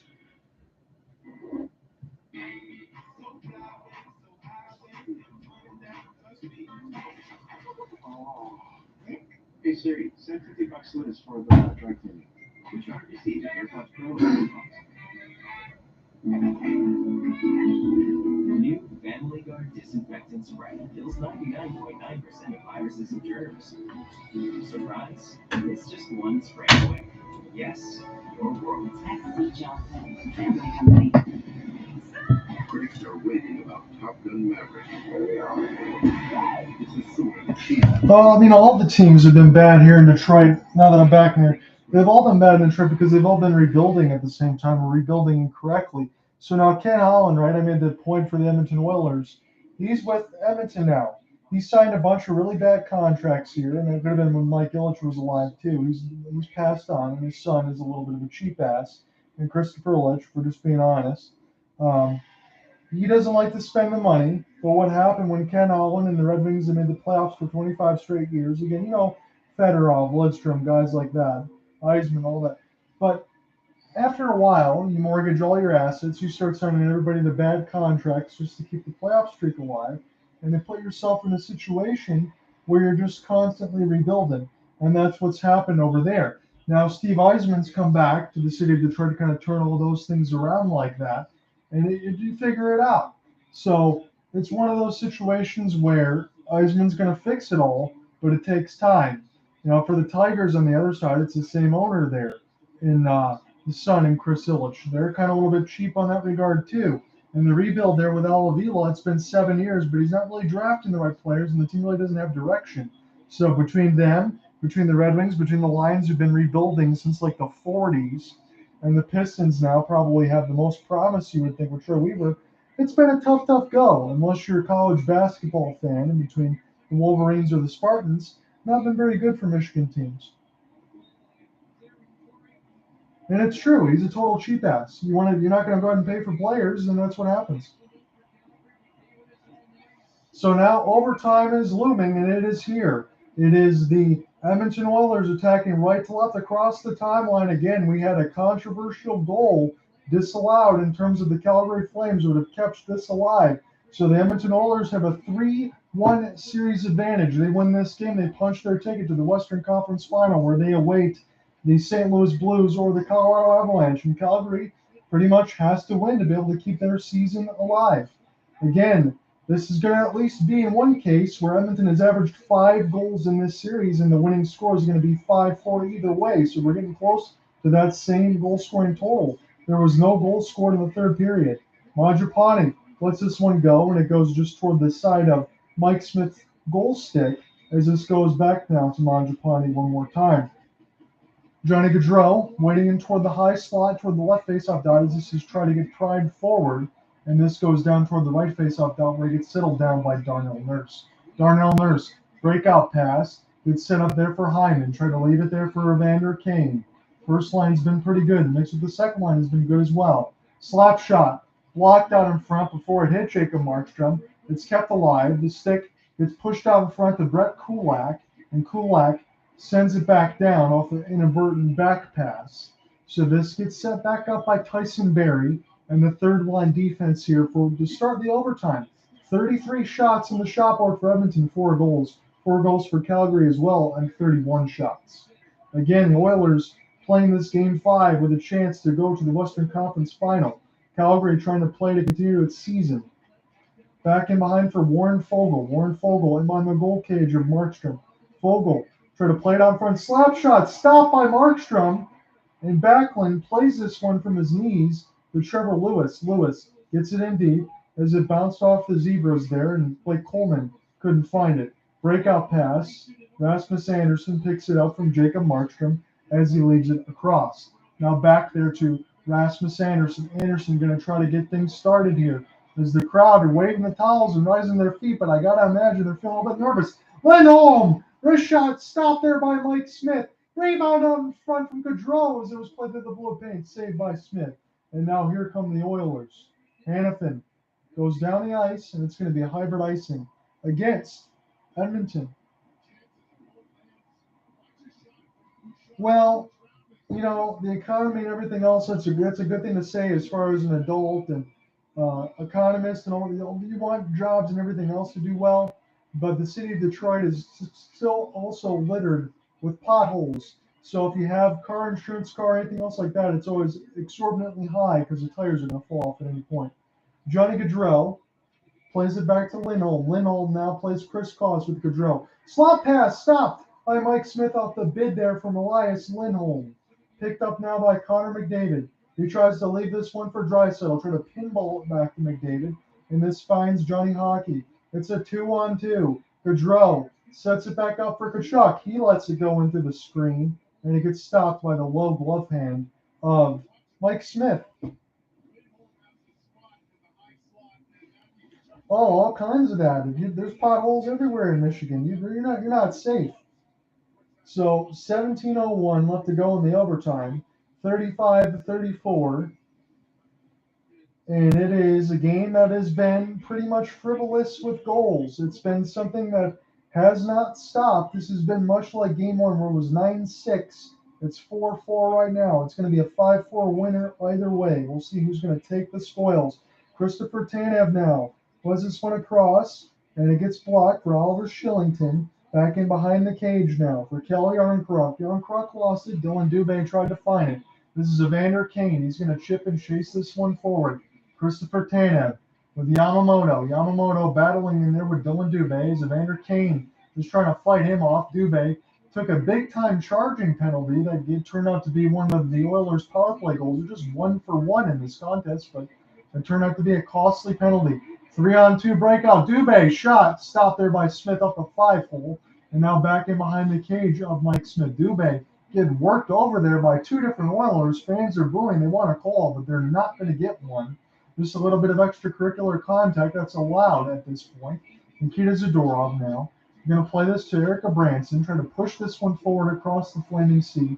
And now this bounces back in. Edmonton able to somehow keep this onside with Warren Foegele. Warren Foegele now. Even from behind the knees, this is Evan Bouchard somehow expertly keeping this alive. Bouchard lets it go into the screen, and somehow Markstrom was able to find that one. Don't know how that didn't go in. On the other side, Backlund turning, and now Lucky's just going to spin this one in.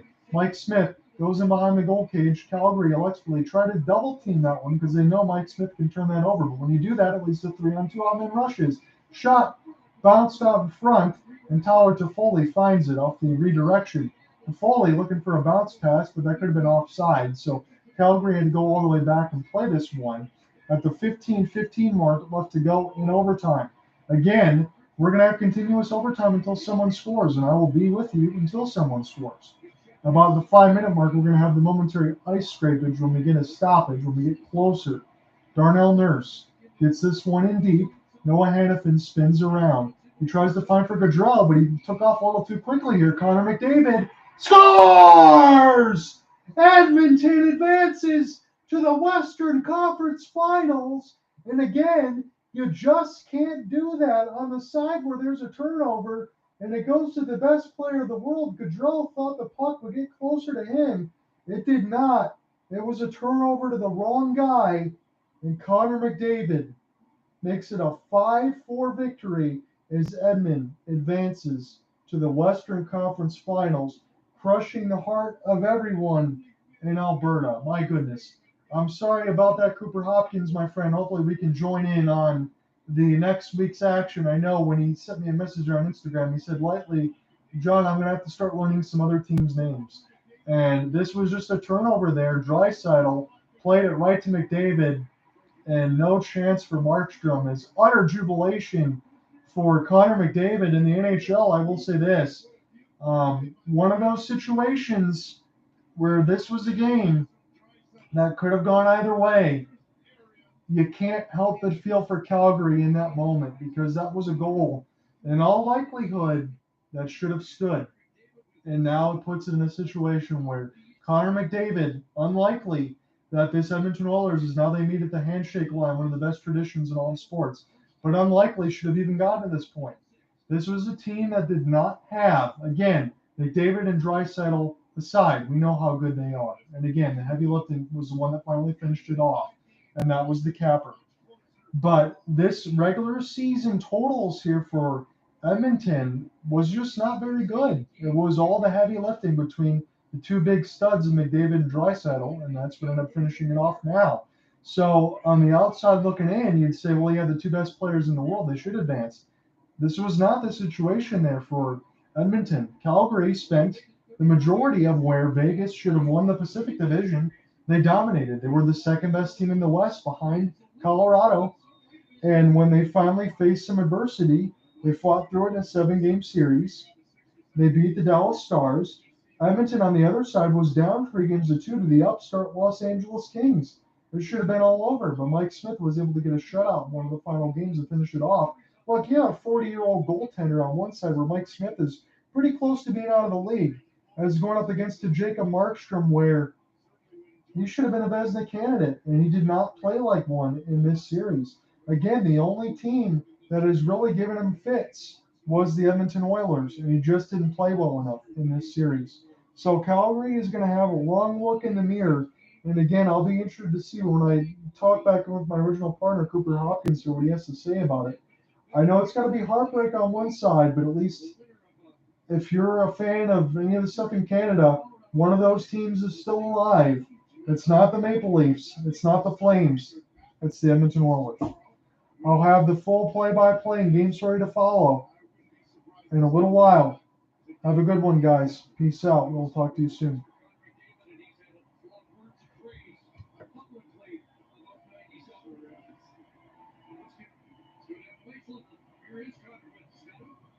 Yeah, Evander Kane, I'll say this to you. Evander Kane was lucky, and Ken Holland, if you're still in here, he was pretty fortunate as well. He signed Evander Kane to a 1-year deal amidst all the domestic violence, the gambling, the bidding, things like that, everything else that was in Evander Kane's favor. Edmonton was in such desperation that they needed offense. They got the 30-year-old Evander Kane, and he scored 13 goals in the postseason. So crazy Ken Allen was rolling the dice. It worked out. Nobody else in the NHL was going to touch that guy. So he's going to look like a genius now because in the Western Conference Final, but there wasn't any other way that it could work out unless all the other pieces ended up panning out, and thankfully for them, it did. But I'm going to get the hell out of here and get the game story all set up. We'll talk to you soon, man. Peace.